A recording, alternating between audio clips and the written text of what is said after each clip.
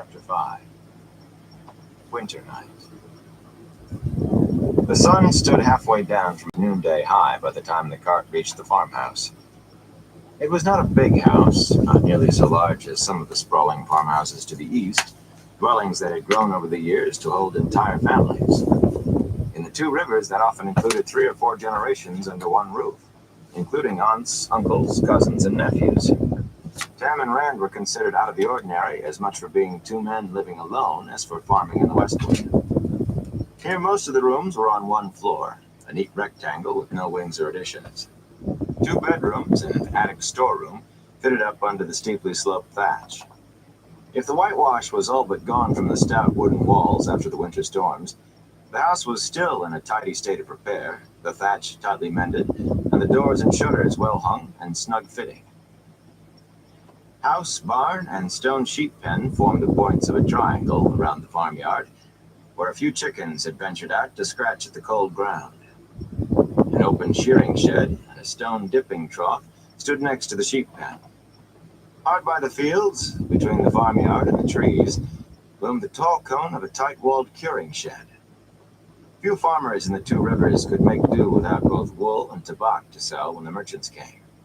When Rand took a look in the stone pen, the heavy-horned herd ram looked back at him, but most of the black-faced flock remained placidly where they lay, or stood, with their heads in the feed trough. Their coats were thick and curly, but it was still too cold for shearing. "I don't think the black-cloaked man came here," Rand called to his father, who was walking slowly around the farmhouse, spear held at the ready, examining the ground intently. "The sheep wouldn't be so settled if that one had been around." Tam nodded, but did not stop. When he had made a complete circuit of the house, he did the same around the barn and the sheep pen, still studying the ground. He even checked the smokehouse and the curing shed. Drawing a bucket of water from the well, he sniffed the water and gingerly touched it with the tip of his tongue. Abruptly, he barked a laugh, then drank it down in a quick gulp. "I suppose he didn't," he told Rand, wiping his hand on his coat front. "All this about men and horses I can't see or hear just makes me look crossways at everything." He emptied the well water into another bucket and started for the house, the bucket in one hand and his spear in the other. "I'll start some stew for supper. And as long as we're here, we might as well get caught up on a few chores." Rand grimaced, regretting winter night in Emmons Field. But Tam was right. Around a farm, the work never really got done. As soon as one thing was finished, 2 more always needed doing.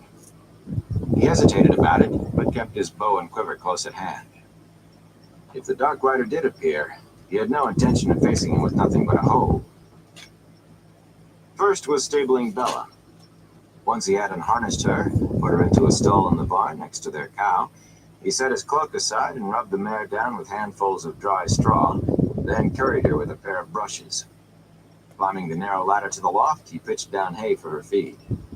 He fetched a scoopful of oats for her as well, but there was little enough left, and might be no more for a long while, unless the weather warmed soon. The cow had been milked that morning before first light, giving a quarter of her usual yield. She seemed to be drying up as the winter hung on. Enough feed had been left to see the sheep for 2 days. It should have been pasture by now, but there was none worth calling it so. Buddy topped off their water. Whatever eggs had been laid needed to be gathered too. There were only 3. The hens seemed to be getting cleverer at hiding them. He was taking a hoe to the vegetable garden behind the house when Tam came out and settled on a bench in front of the barn to mend harness, propping his spear beside him. It made Rand feel better about the bow lying on his cloak a pace from where he stood. Few weeds had pushed above ground, but more weeds than anything else. The cabbages were stunted, barely a sprout of the beans or peas showed, and there was not a sign of a beet. Not everything had been planted, of course, only part, in hopes the cold might break in time to make a crop of some kind before the cellar was empty. It did not take long to finish hoeing, which would have suited him just fine in years past, but now he wondered what they would do if nothing came up this year. Not a pleasant thought. And there was still firewood to split. It seemed to Rand like years since there had not been firewood to split. But complaining would not keep the house warm, so he fetched the axe, propped up bow and quiver beside the chopping block, and got to work. pine for a quick, hot flame, oak for long burning. Before long, he was warm enough to put his coat aside. When the pile of split wood grew big enough, he stacked it against the side of the house, beside other stacks already there. Most reached all the way to the eaves. Usually by this time of year, the wood piles were small and few, but not this year. Chop and stack, chop and stack. He lost himself in the rhythm of the axe and the motions of stacking wood. Tam's hand on his shoulder brought him back to where he was. For a moment, he blinked in surprise. Gray twilight had come on while he worked, and already it was fading quickly toward night. The full moon stood well above the treetops, shimmering pale and bulging as if about to fall on their heads. The wind had grown colder without his noticing, too. Tattered clouds scuttered across the darkling sky. "Let's wash up, lad, and see about some supper. I've already carried in water for hot baths before sleep." "Anything hot sounds good to me," Rand said, snatching up his cloak and tossing it round his shoulders. Sweat soaked his shirt, and the wind, forgotten in the heat of swinging the axe, seemed to be trying to freeze it now that he had stopped work. He stifled a yawn, shivering as he gathered the rest of his things. "And sleep, too, for that. I might just sleep right through festival." "Would you care to make a small wager about that?" Tam smiled, and Rand had to bring back. He would not miss Beltane if he had had no sleep in a week. No one would. Tam had been extravagant with the candles, and a fire crackled in the big stone fireplace, so that the main room had a warm, cheerful feel to it. A broad oaken table was the main feature of the room, other than the fireplace, a table long enough to seat a dozen or more, though there had seldom been so many around it since Rand's mother died. A few cabinets and chests, most of them skillfully made by Tam himself, lined the walls, and high-backed chairs stood around the table. The cushioned chair that Tam called his reading chair sat angled before the flames. Rand preferred to do his reading stretched out on the rug in front of the fire. The shelf of books by the door was not nearly as long as the one at the Wine Spring Inn, but books were hard to come by. Few peddlers carried more than a handful, and those had to be stretched out among everyone who wanted them. If the room did not look quite so freshly scrubbed as most farm wives kept their homes, Tam's pipe rack and troughs of giant Farstrider sat on the table, while another wood-bound book rested on the cushion of his reading chair.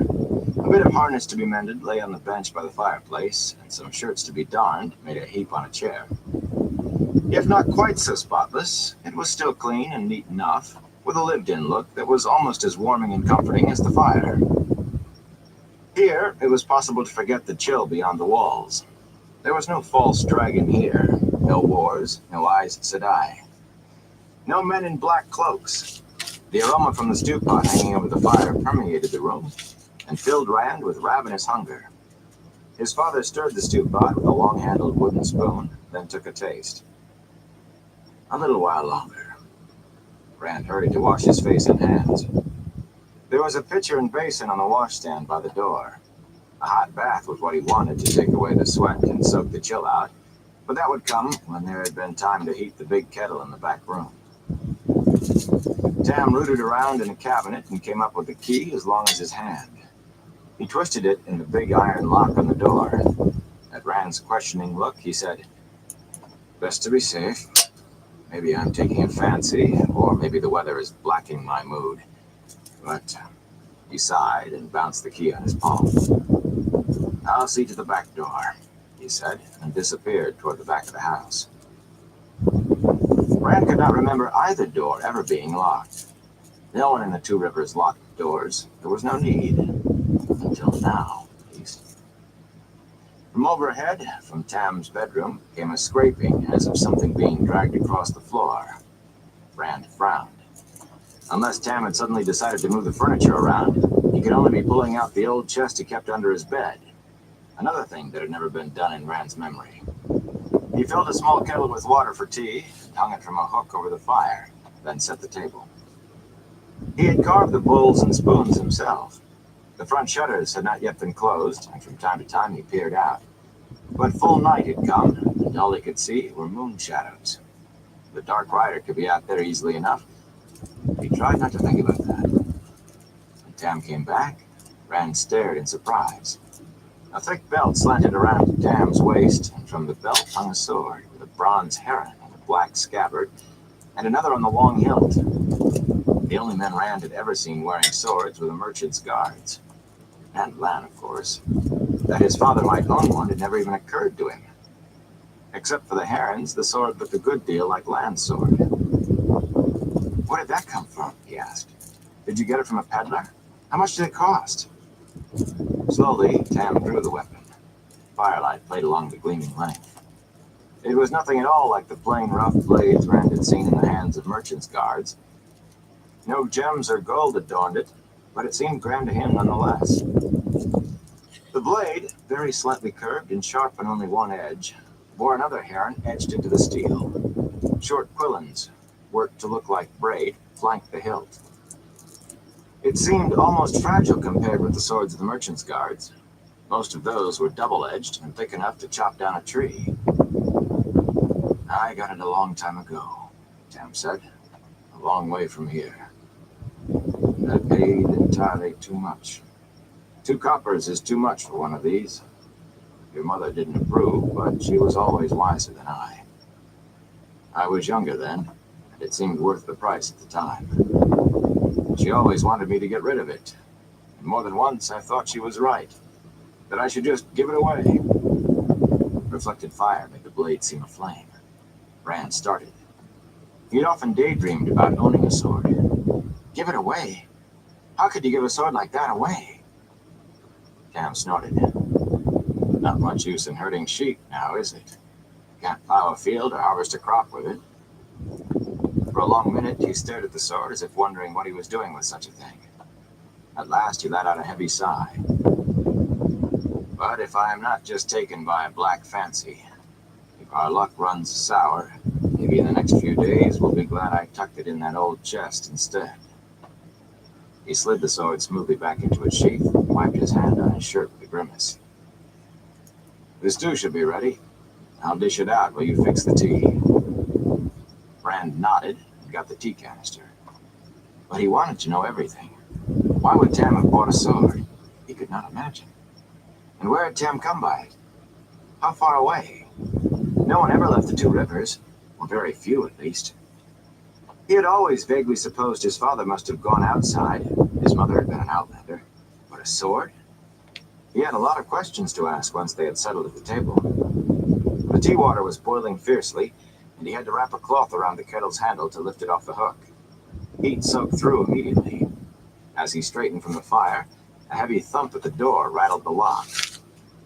All thoughts of the sword, or the hot kettle in his hand, flew away. "One of the neighbors," he said uncertainly. "Master Daughtry wanting to borrow." But the Daughtry farm, their nearest neighbor, was an hour away, even in the daylight. And Orin Daughtry, shameless borrower that he was still not likely to leave his house by dark.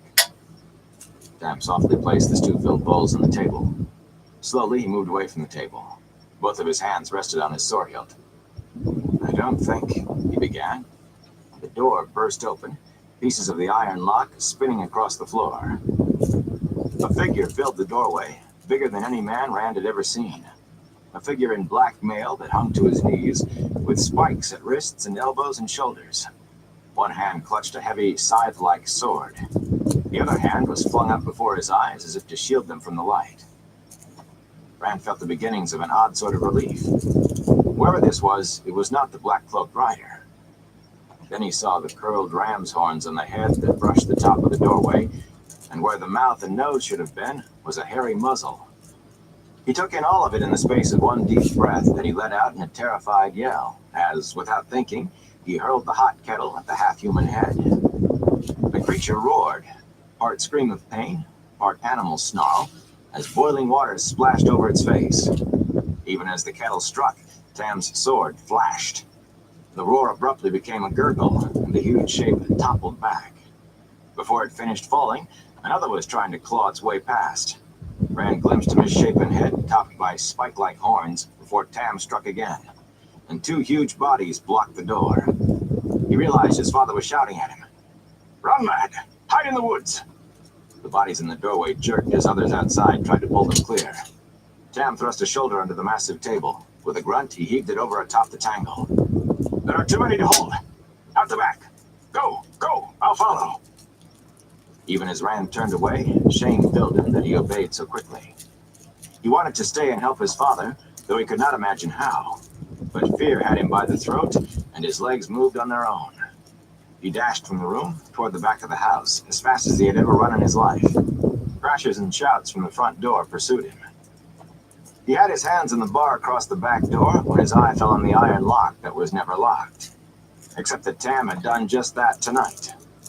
Letting the bar stay where it was, he darted to a side window, flung up the sash, and threw back the shutters. Night had replaced twilight completely. The full moon and drifting clouds made dappled shadows chase one another across the farmyard. Shadows, he told himself. Only shadows.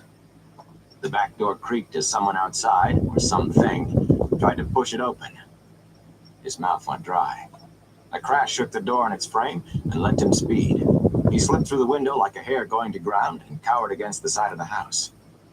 Inside the room, wood splintered like thunder.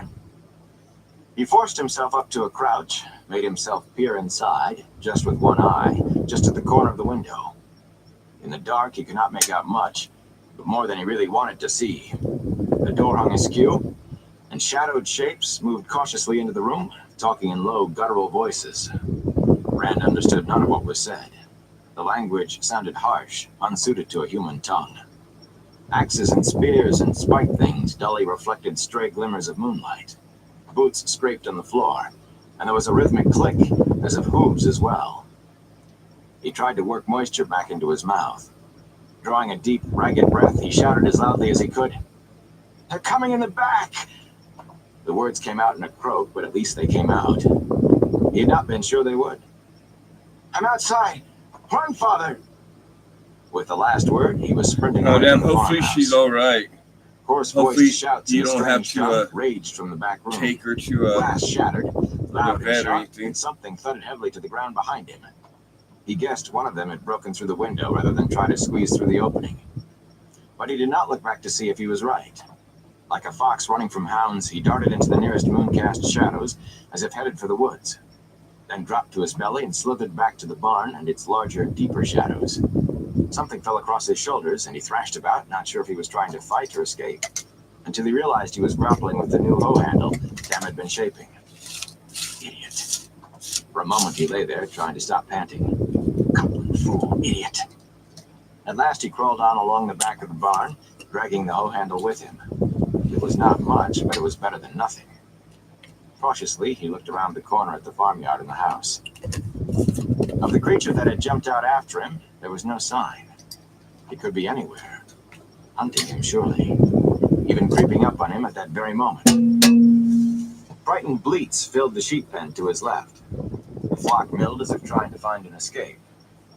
Shattered shapes flickered in the lighted front windows of the house, and the clash of steel on steel rang through the darkness. Suddenly, one of the windows burst outward in a shower of glass and wood as Tam leaped through it, sword still in hand. He landed on his feet, but instead of running away from the house, he dashed toward the back of it, ignoring the monstrous things scrambling after him through the broken window in the doorway. Rand stared in disbelief. Why was he not trying to get away? Then he understood. Tam had last heard his voice from the rear of the house. "Father!" he shouted. "I'm over here!" In mid-stride, Tam whirled, not running toward Rand, but at an angle away from him. "Run, lad!" he shouted, gesturing with the sword as if to someone ahead of him. "Hide!" A dozen huge forms streamed after him, harsh shouts and shrill howls shivering the air. Rand pulled back into the shadows behind the barn. There he could not be seen from the house, in case any of the creatures were still inside. He was safe, for the moment at least. But not Tam. Tam was trying to lead those things away from him. His hands tightened on the hoe handle, and he had to clench his teeth to stop a sudden laugh. A hoe handle. Facing one of those creatures with a hoe handle would not be much like playing at quarterstaffs with Perrin. But he could not let Tam face what was chasing him alone. "If I move like I was stalking a rabbit," he whispered to himself, "they'll never hear me or see me." The eerie cries echoed in the darkness, and he tried to swallow. More like a pack of starving wolves. Soundlessly, he slipped away from the barn toward the forest, gripping the hoe handle so hard that his hands hurt. At first, when the trees surrounded him, he took comfort from them. They helped hide him from whatever the creatures were that had attacked the farm. As he crept through the woods, though, moon shadows shifted, and it began to seem as if the darkness of the forest changed and moved too. Trees loomed malevolently, branches writhed toward him. But were they just trees and branches? He could almost hear the growling chuckles stifled in their throats while they waited for him. The howls of Tam's pursuers no longer filled the night, but in the silence that replaced them, he flinched every time the wind scraped one limb against another.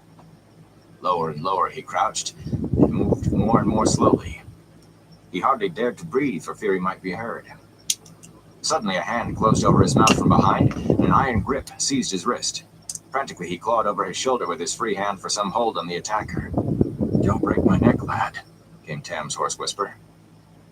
Relief flooded him, turning his muscles to water. When his father released him, he fell to his hands and knees, gasping as if he had run for miles.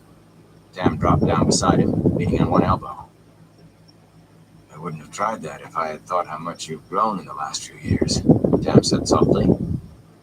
His eyes shifted constantly as he spoke, keeping a sharp watch in the darkness.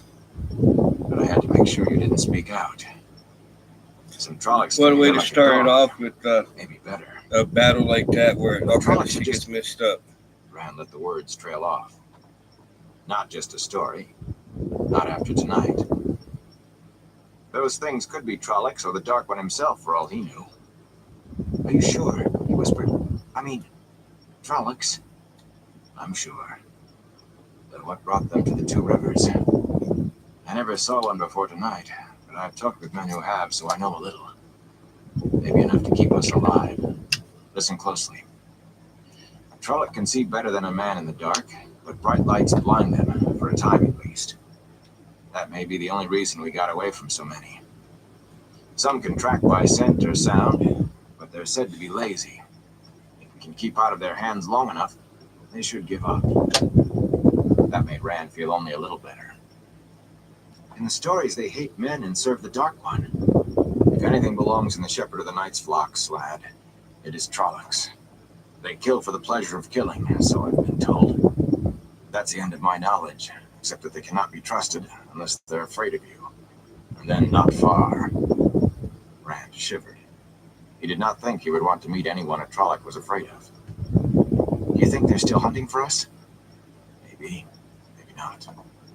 They don't seem very smart. Once we got into the forest, I sent the ones after me off toward the mountains without much trouble." Tam fumbled at his right side, then put his hand close to his face. "Best act as if they are, though. You're hurt. Keep your voice down. It's just a scratch. And there is nothing to be done about it now, anyway. At least the weather seems to be warming." He lay back with a heavy sigh. Perhaps it won't be too bad spending the night out.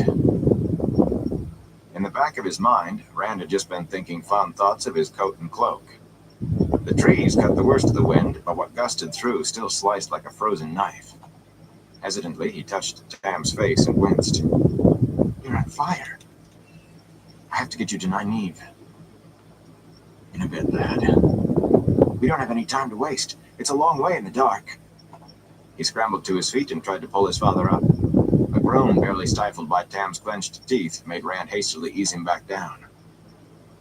"Let me rest a while, boy. I'm tired." Rand pounded his fist on his thigh. Snug in the farmhouse with a fire and blankets, plenty of water and willow bark, he might have been willing to wait for daybreak before hitching Bella and taking Tam into the village. Here was no fire, no blankets, no cart, and no Bella. But those things were still back at the house.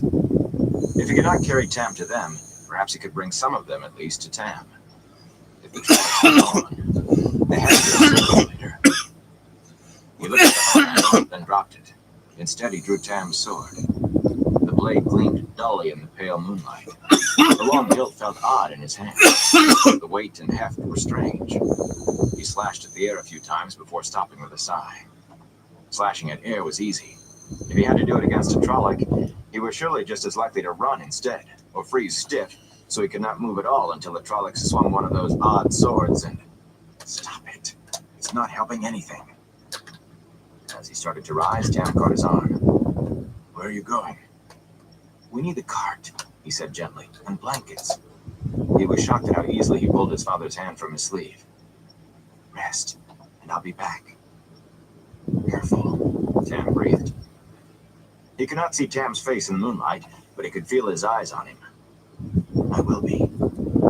As careful as a mouse exploring a hawk's nest, he thought. As silently as another shadow, he slid into the darkness. He thought of all the times he had played tag in the woods with his friends as children, stalking one another, straining not to be heard until he put a hand on someone's shoulder. Somehow he could not make this seem the same. Creeping from tree to tree, he tried to make a plan, but by the time he reached the edge of the woods, he had made and discarded 10. Everything depended on whether or not the Trollocs were still there.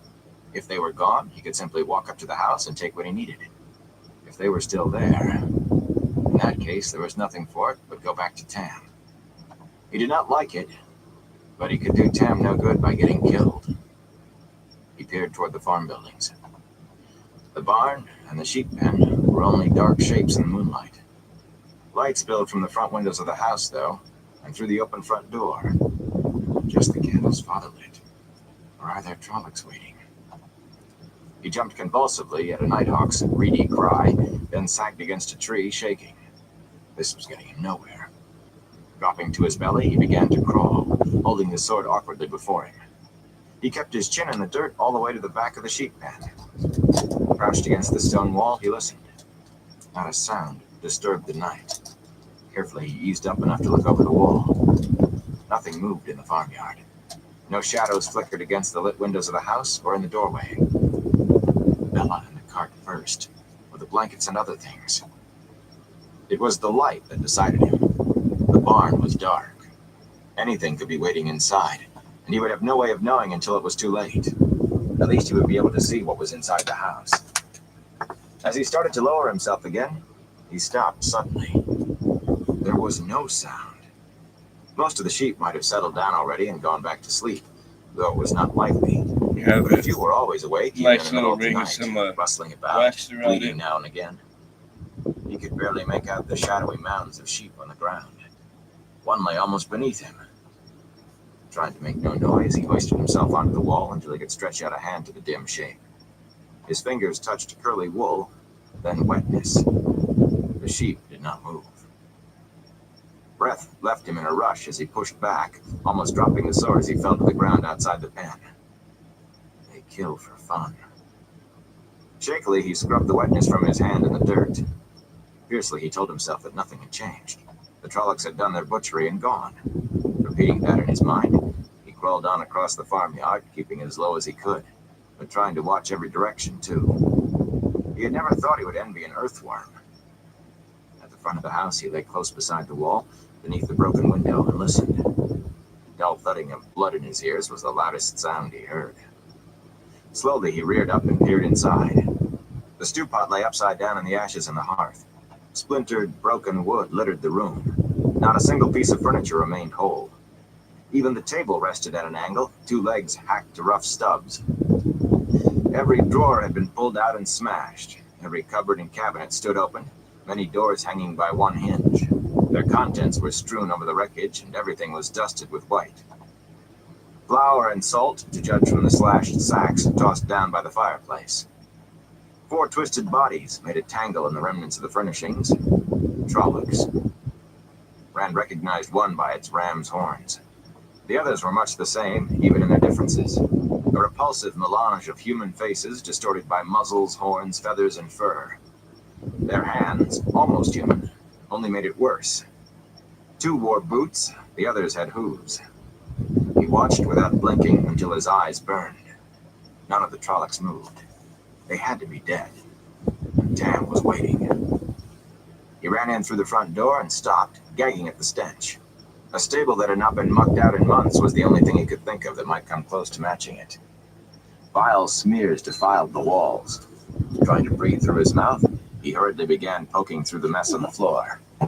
There had been a water bag in one of the cupboards. The scraping sound behind him sent a chill to his marrow, and he spun, almost falling over the remains of the table. He caught himself and moaned behind teeth that would have chattered had he not had them clenched until his jaw ached. One of the Trollocs was getting to its feet. A wolf's muzzle jutted out between sunken eyes. Flat, emotionless eyes, and all too human. Hairy, pointed ears twitched incessantly. It stepped over one of its dead companions on sharp goat hooves. The same black mail the others wore rasped against leather trousers, and one of the huge scythe-curved swords swung at its side.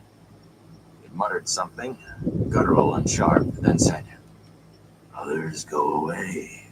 Narg stay. Narg smart." The words were distorted and hard to understand, coming from a mouth never meant for human speech. Its tone was meant to be soothing, he thought, but he could not take his eyes off the stained teeth, long and sharp, that flashed every time the creature spoke. "Narg knows some come back sometime. Narg wait. You no need sword. Put sword down." Until the Trolloc spoke, Rand did not realize that he held Tam's sword wavering before him in both hands, its point aimed at the huge creature. It towered head and shoulders above him with the chest and arms to dwarf Master Luhan. "Narg no hurt." It took a step closer, gesturing. "You put sword down." The dark hair in the backs of its hands was thick, like fur. "Stay back," Rand said, wishing his voice was steadier. "Why did you do this? Why?" "Uljade Garogda." The snarl quickly became a toothy smile. "Put sword down. Narg no hurt. Murdral, want talk you." A flash of emotion crossed the distorted face. Fear. "Others come back. You talk, Murdral." It took another step, one big hand coming to rest on its own sword hilt. "You put sword down." Rand wet his lips. Murdral. The worst of the stories was walking tonight. If a Fade was coming, it made a Trolloc pale by comparison. He had to get away. But if the Trolloc drew that massive blade, he would not have a chance. He forced his lips into a shaky smile. "All right." Grip tightening on the sword, he let both hands drop to his sides. "I'll talk." The wolf's smile became a snarl, and the Trolloc lunged for him. Rand had not thought anything that big could move so fast. Desperately, he brought his sword up. The monstrous body crashed into him, slamming him against the wall. Breath left his lungs in one gasp. He fought for air as they fell to the floor together, the Trolloc on top. Frantically, he struggled beneath the crushing weight, trying to avoid thick hands groping for him and snapping jaws. Abruptly, the Trolloc spasmed and was still. Battered and bruised, half suffocated by the bulk on top of him, for a moment Rand could only lie there in disbelief. Quickly he came to his senses, though, enough to writhe out from under the body at least. And body it was. The bloodied blade of Tam's sword stood out from the center of the Trolloc's back. He had gotten it up in time after all. Blood covered Rand's hands as well, and made a blackish smear across the front of his shirt. His stomach churned, and he swallowed hard to keep from being sick. He shook as hard as he had in the worst of his fear, but this time in relief at still being alive. Others come back, the Trolloc had said. The other Trollocs would be returning to the farmhouse. And a Murdral, a Fade. The stories said Fades were 20 feet tall, with eyes of fire, and they rode shadows like horses. When a Fade turned sideways, it disappeared, and no wall could stop them. He had to do what he had come for and get away quickly. Grunting with the effort, he heaved the Trolloc's body over to get the sword, and almost ran when open eyes stared at him. It took him a minute to realize they were staring through the glaze of death. He wiped his hands on a tattered rag, it had been one of Tam's shirts only that morning, and tugged the blade free. Cleaning the sword, he reluctantly dropped the rag on the floor. There was no time for neatness, he thought, with a laugh that he had to clamp his teeth shut to stop. He did not see how they could ever clean the house well enough for it to be lived in again. The horrible stench had probably already soaked right into the timbers. But there was no time to think of that. No time for neatness. No time for anything, maybe. He was sure he was forgetting any number of things they would need, but Tam was waiting and the Trollocs were coming back. He gathered what he could think of on the run. Blankets from the bedrooms upstairs and clean clothes to bandage Tam's wound. Their cloaks and coats. A water bag that he carried when he took the sheep to pasture. A clean shirt. He did not know when he would have time to change, but he wanted to get out of his blood-smeared shirt at the first opportunity.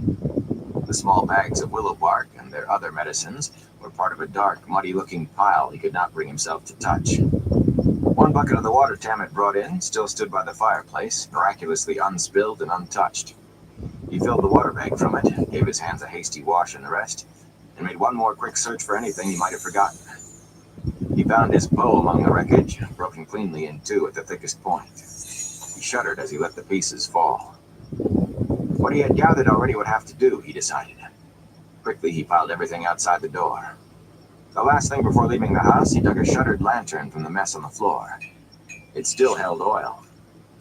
Lighting it from one of the candles, he closed the shutters, partly against the wind, but mostly to keep from drawing attention, and hurried outside with the lantern in one hand and the sword in the other. He was not sure what he would find in the barn. The sheep pen kept him from hoping too much. But he needed the cart to get Tam to Emmons Field, and for the cart he needed Bella. Necessity made him hope a little. The barn doors stood open, one creaking on its hinges as it shifted in the wind. The interior looked as it always had, at first. Then his eyes fell on empty stalls, the stall doors ripped from their hinges. Bella and the cow were gone. Quickly he went to the back of the barn. The cart lay on its side, half the spokes broken out of its wheels. One shaft was only a foot-long stump. The despair he had been holding at bay filled him. He was not sure he could carry Tam as far as the village, even if his father could bear to be carried. The pain of it might kill Tam more quickly than the fever. Still, it was the only chance left. He had done all he could do here. As he turned to go, his eyes fell on the hacked-off cart shaft lying on the straw-strewn floor. Suddenly, he smiled. Hurriedly, he set the lantern and the sword on the straw-covered floor, and in the next instant he was wrestling with the cart, tipping it back over to fall upright with a snap of more breaking spokes, then throwing his shoulder into it to heave it over on the other side. The undamaged shaft stood straight out. Snatching up the sword, he hacked at the well-seasoned ash. To his pleased surprise, great chips flew with his strokes, and he cut through as quickly as he could have with a good axe. When the shaft fell free, he looked at the sword blade in wonder. Even the best sharpened axe would have dulled chopping through that hard, aged wood, but the sword looked as brightly sharp as ever. He touched the edge with his thumb, then hastily stuck it in his mouth. The blade was still razor sharp. But he had no time for wonder. Blowing out the lantern, there was no need to have the barn burned down on top of everything else. He gathered up the shafts and ran back to get what he had left at the house. Altogether, it made an awkward burden. Not a heavy one, but hard to balance and manage. The cart shafts shifting and twisting in his arms as they stumbled across the plowed field. Once back in the forest, they were even worse, catching on trees and knocking him half off his feet. They would have been easier to drag, but that would leave a clear trail behind him. He intended to wait as long as possible before doing that. Tam was right where he had left him, seemingly asleep. He hoped it was sleep. Suddenly fearful, he dropped his burdens and put a hand to his father's face. Tam still breathed, but the fever was worse.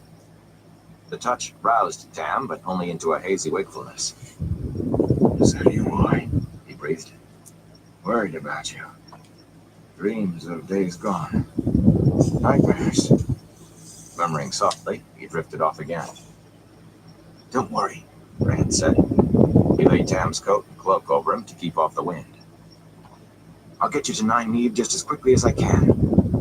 As he went on, as much to reassure himself as for Tam's benefit, he peeled off his blood-stained shirt, hardly even noticing the cold in his haste to be rid of it, and hurriedly pulled on a clean one. Throwing his old shirt away made him feel as if he had just had a bath.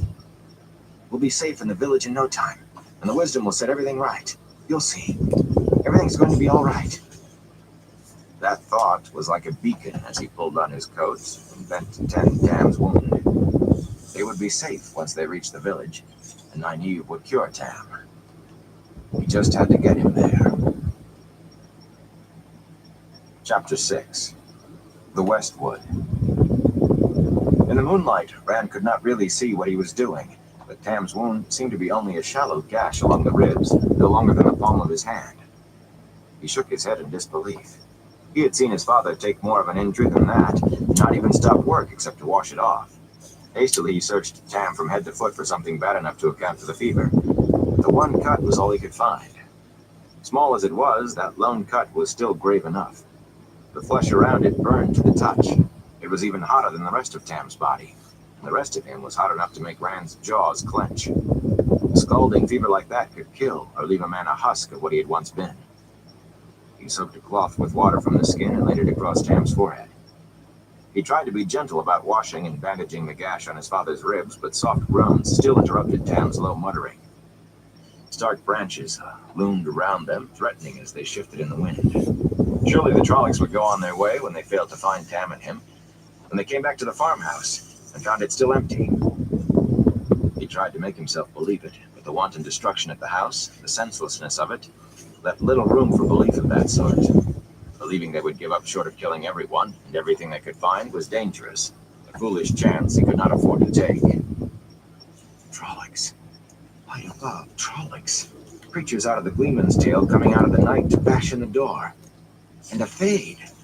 Light shine on me, a fade. Abruptly, he realized he was holding the untied ends of the bandage in motionless hands. Frozen like a rabbit that's seen a hawk's shadow, he thought scornfully. With an angry shake of his head, he finished tying the bandage around Tam's chest. Knowing what he had to do, even getting on with it, did not stop him being afraid. When the Trollocs came back, they would surely begin searching the forest around the farm for some trace of the people who had escaped them. The body of the one he had killed would tell them those people were not far off.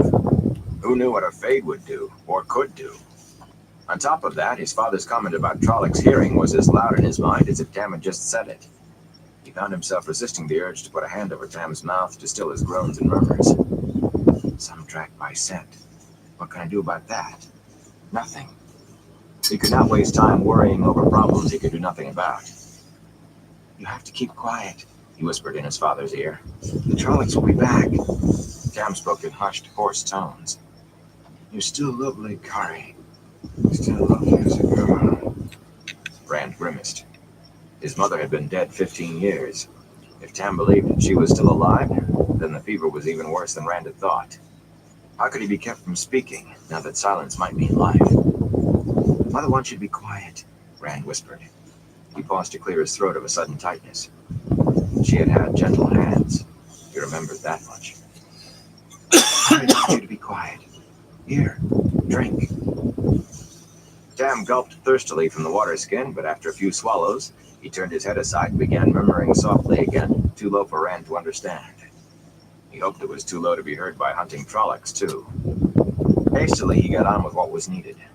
3 of the blankets he wove around and between the shafts cut from the cart, contriving a makeshift litter. He would only be able to carry one end, letting the other drag on the ground, but it would have to do. From the last blanket, he cut a long strip with his belt knife, then tied one end of the strip to each of the shafts. As gently as he could, he lifted Tam onto the litter, wincing with every moan. His father had always seemed indestructible. Nothing could harm him, nothing could stop him, or even slow him down. For him to be in this condition almost robbed Rand of what courage he had managed to gather. But he had to keep on. That was all that kept him moving. He had to. When Tam finally lay on the litter, Rand hesitated, then took the sword belt from his father's waist. When he fastened it around himself, it felt odd there. It made him feel odd. Belt and sheath and sword together only weighed a few pounds, but when he sheathed the blade, it seemed to drag at him like a great weight. Angrily, he berated himself. This was no time or place for foolish fancies. It was only a big knife. How many times had he daydreamed about wearing a sword and having adventures? If he could kill one Trolloc with it, he could surely fight off any others as well. Only he knew all too well that what had happened in the farmhouse had been the purest luck. And his daydream adventures had never included his teeth chattering, or running for his life through the night, or his father at the point of death. Hastily, he tucked the last blanket around Tam and laid the water skin and the rest of the cloths beside his father on the litter. With a deep breath, he knelt between the shafts and lifted the strip of blanket over his head. It settled across his shoulders and under his arms. When he gripped the shafts and straightened, most of the weight was on his shoulders. It did not seem like very much. Trying to keep a smooth pace, he set out for Emmons Field, the litter scraping along behind him. He had already decided to make his way to the quarry road and follow that to the village. The danger would almost certainly be greater along the road, but Tam would receive no help at all if he got them lost trying to find his way through the woods in the dark. In the darkness, he was almost out onto the quarry road before he knew it. When he realized where he was, his throat tightened like a fist. Hurriedly, he turned the litter around and dragged it back into the trees away, then stopped to catch his breath and let his heart stop pounding. Still panting, he turned east toward Emmons Field. Traveling through the trees was more difficult than taking Tam down the road, and the night surely did not help. But going out onto the road itself would be madness.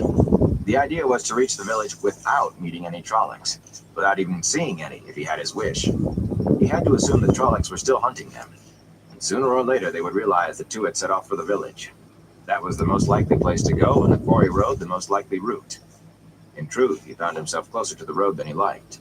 The night and the shadows under the trees seemed awfully bare cover in which to hide from the eyes of anyone traveling along it. Moonlight filtering through bare branches gave only enough illumination to fool his eyes into thinking they saw what was underfoot. Roots threatened to trip him at every step, old brambles snagged his legs, and sudden dips or rises in the ground had him half falling as his foot met nothing but air where he expected firm earth, or stumbling when his toes struck dirt while still moving forward. Tam's mutterings broke into a sharp groan whenever one of the shafts bumped too quickly over a root or rock. Uncertainty made him peer into the darkness until his eyes burned. Listen as he had never listened before. Every scrape of branch against branch, every rustle of pine needles, brought him to a halt, ears straining, hardly daring to breathe for fear he might not hear some warning sound, for fear he might hear that sound. Only when he was sure it was just the wind would he go on. Slowly weariness crept into his arms and legs, driven home by a night wind that mocked his cloak and coat. The weight of the litter, so little at the start, now tried to pull him to the ground. His stumbles were no longer all from tripping. The almost constant struggle not to fall took as much out of him as did the actual work of pulling the litter. He had been up before dawn to begin his chores, and even with the trip to Emmons Field, he had done almost a full day's work. On any normal night, he would be resting before the fireplace, reading one of Tam's small collection of books before going to bed. The sharp chill soaked into his bones, and his stomach reminded him that he had had nothing to eat since Mr. Salvere's honey cakes. He muttered to himself, angry at not taking some food at the farm. A few minutes more could not have made any difference. A few minutes to find some bread and cheese. The Trollocs would not have come back in just a few minutes more. Or just the bread. Of course, Mr. Salvere would insist on putting a hot meal in front of him once they reached the inn. A steaming plate of her thick lamb stew, probably. And some of that bread she had been baking. And lots of hot tea. They came over the dragon wall like a flood, Tam said suddenly in a strong, angry voice, and washed the land with blood. How many died for Lemon's sin? Rand almost fell from surprise. Wearily, he lowered the litter to the ground and untangled himself. The strip of blanket left a burning groove in his shoulders. Struggling to work the knots out, he knelt beside Tam.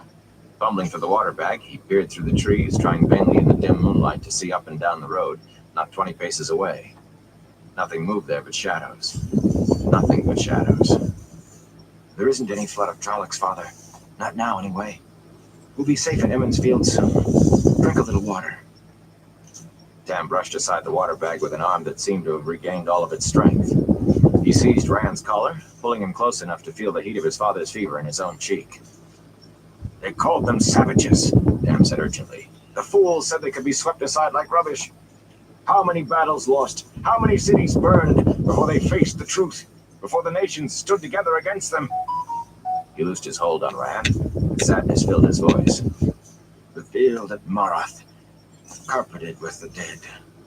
And no sound but the cries of ravens and the buzzing of flies. The topless towers of Carrying, burning in the night like torches. All the way to the shining walls they burned and slew before they were turned back. All the way to... Rand clamped a hand over his father's mouth. The sound came again, a rhythmic thudding, directionless in the trees, fading, then growing stronger again as the wind shifted. Frowning, he turned his head slowly, trying to decide from where it came.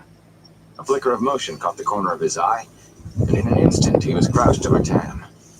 He was startled to feel the hilt of the sword clutched tight in his hand, but most of him concentrated on the quarry road, as if the road were the only real thing in the entire world. Wavering shadows to the east slowly resolved themselves into a horse and rider, happen too followed is, up the road by tall, I remember bulky that's shapes how starting to keep up with the Bella animal. was for a while. She all Pale kind of light like of the moon fucked up and glittered like from drooling all spearheads over and axe herself and blades. whatnot. And what Rand ended up never happening to even her considered was there might be villagers she coming to actually help. ate He knew a what they joint were. He that could feel it, like we grit had scraping that his bones. that Even most hated before they drew grower close enough when for I was moonlight house to reveal sitting. the hooded cloak, He had one rolled swaddling up the horseman, sitting a where he cloak always that puts hung it undisturbed by when the he go wind. do something. When he came back, All of the the shapes joint appeared was black in the missing, night, and and the Bella horse's had hooves ate made it. the same But sounds that's that how any she was. others She was would. kind of But Rand knew this all horse from fucked any up, other. drooling all over herself. Behind the Dark Rider came nightmare forms with horns and muscles and beaks. Trollocs in a double file, all in steps, boots and hooves striking the ground at the same instant as if obeying a single mind. Rand counted 20 as they ran past. He wondered what kind of Hopefully man she would gets dare better, turn his bro. back on so many Trollocs. Or on one, for that matter. The trotting column disappeared westward, thumping footfalls fading into the darkness. But Rand remained where he was, not moving a muscle except to breathe. Something told him to be certain, absolutely certain. They were gone before he moved. At long last, he drew a deep breath and began to straighten. This time the horse made no sound at all. In eerie silence, the Dark Rider returned, his shadowy mount stopping every few steps as it walked slowly back down the road. The wind gusted higher, moaning through the trees. The horseman's cloak lay still as death. Whenever the horse halted, that hooded head swung from side to side as the rider peered into the forest, searching. Exactly opposite Rand, the horse had stopped again, the shattered opening of the hood turning toward where he crouched above his father. Rand's hand tightened convulsively on the sword hilt. He felt the gaze, just as he had that morning, and shivered again from the hatred, even if he could not see it. That shrouded man hated everyone and everything. Everything that lived. Despite the cold wind, sweat beaded on Rand's face. Then the horse was moving on, a few soundless steps and stopped, until all Rand could see was a barely distinguishable blur in the night far down the road. It could have been anything, but he had not taken his eyes off it for a second. If he lost it, he was afraid the next time he saw the black-cloaked rider might be when that silent horse was on top of him. Abruptly, the shadow was rushing back, passing him in a silent gallop. The rider looked only ahead of him as he sped westward into the night, toward the mountains of mist, toward the farm. Rand sagged, gulping air and scrubbing cold sweat off his face with his sleeve. He did not care any more about why the Trollocs had come. If he never found out why, that would be fine, just as long as it was all ended. With a shake, he gathered himself, hastily checking his father. Tam was still murmuring, but so softly, Rand could not make out the words. He tried to give him a drink, but the water spilled over his father's chin. Tam coughed and choked on the trickle that made it into his mouth, then began muttering again, as if Oh there had yeah, not it was been too any toxic. You interruption. don't want to feed Rand the splashed a little more kittens. water That's on the definitely cloth for on sure. Tam's forehead, pushed the water bag back on the litter, and scrambled between the shafts again. He started out as if he had had a good night's sleep, but the new strength did not last long. Fear masked his tiredness in the beginning, but though the fear remained, the mask melted away quickly. Soon he was back to stumbling forward, trying to ignore hunger and aching muscles. He concentrated on putting one foot in front of the other without tripping. In his mind, he pictured Emmons Field, shutters thrown back and the houses lit for winter night. People shouting greetings as they passed back and forth on their visits. Fiddles filling the streets with James Folly and Heron on the Wing. Harald Luhan would have one too many brandies and start singing The Wind in the Barley in a voice like a bullfrog. He always did, until his wife managed to shush him. And Sen Bui would decide to prove he could still dance as well as ever. And Matt would have something planned that would not quite happen the way he intended. And everybody would know he was responsible, even if no one could prove it. He could almost smile thinking about how it would be. After a time, Cam spoke up again. Aven Sora. It said it makes no seed, but they brought a cutting to Kyrene, a sapling. A royal gift of wonder for the king. Though he sounded angry, he was barely loud enough for Rand to understand. Anyone who could hear him would be able to hear the litter scraping across the ground, too. Rand kept on, only half listening. They never make peace. Never. They brought a sapling as a sign of peace. 500 years it grew. 500 years of peace with those who make no peace with strangers. Why did he cut it down? Why? Blood was the price for Avendor Aldera. Blood the price for Laman's pride. He faded off into muttering once more. Tiredly, Rand wondered what fever dream Tam could be having now. Avendasora. The Tree of Life was supposed to have all sorts of miraculous qualities, but none of the stories mentioned any sapling or any they. There was only the one, and that belonged to the Green Man. Only that morning he might have felt foolish at musing over the Green Man and the Tree of Life. They were only stories. Are they? Trollocs were just stories this morning. Maybe all the stories were as real as the news the peddlers and merchants brought. All the gleanmen's tales and all the stories told at night in front of the fireplace. Next he might actually meet the Green Man, or an Ogier giant, or a wild, black-veiled Aiel man. Tam was talking again, he realized, sometimes only murmuring, sometimes loud enough to understand. From time to time he stopped to pant for breath, then went down as if he thought he had been speaking the whole time. Battles are always hot, even in the snow. Sweat heat, blood heat. Only death is cruel. Slept in the mountain. My place didn't stink of death. Had to get away from the smell of it, sight of it. The baby cry. Their women fight alongside the men, sometimes. Why they had let her come, I don't. Gave birth there alone, before she died of her wounds. Covered the child with her cloak, but the wind blown the cloak away. The child blew with the cold. Should have been dead too, crying there, drying in the snow. I couldn't just leave a child. No children of our own. Always knew you wanted children. I knew you'd take it to your heart, Kari. It's nice. Rand is a good name. A good name. Suddenly Rand's legs lost the little strength they had. Stumbling, he fell to his knees. Tam moaned with the jolt, and the strip of blanket cut into Rand's shoulders, but he was not aware of either. If a Trolloc had leaped up in front of him right then, he would have just stared at it. He looked over his shoulder at Tam, who had sunk back into wordless murmurs. Fever dreams, he thought dully. Fevers always brought bad dreams, and this was a night for nightmares, even without a fever. You are my father, he said aloud, stretching back a hand to touch Tam. And I am... The fever was worse, much worse. Grimly, he struggled to his feet. Tam murmured something, but Rand refused to listen to any more. Throwing his weight against the improvised harness, he tried to put all of his mind into taking one leaden step after another, into reaching the safety of Emmons Field. But he could not stop the echo in the back of his mind. He's my father. It was just a fever dream. He's my father. It was just a fever dream. Light. Who am I? Chapter 7. Out of the Woods. Gray first light came while Rand still trudged through the forest. At first he did not really see. When he finally did, he stared at the fading darkness in surprise. No matter what his eyes told him, he could hardly believe he had spent all night trying to travel the distance from the farm to Emmons Field. Of course, the quarry road by day, rocks and all, was a far cry from the woods by night. On the other hand, it seemed days since he had seen the black-cloaked rider on the road, weeks since he and Tam had gone in for their supper. He no longer felt the strip of cloth digging into his shoulders. Then he felt nothing in his shoulders except numbness, nor in his feet, for that matter. In between, it was another matter. His breath came in labored pants that had long since set his throat and lungs to burning, and hunger twisted his stomach into queasy sickness. Tam had fallen silent some time before. Rand was not sure how long it had been since the murmurs ceased, but he did not dare halt now to check on Tam. If he stopped, he would never be able to force himself to start out again. Anyway, whatever Tam's condition, he could do nothing beyond what he was doing. The only hope lay ahead in the village. He tried wearily to increase his pace, but his wooden legs continued their slow plod.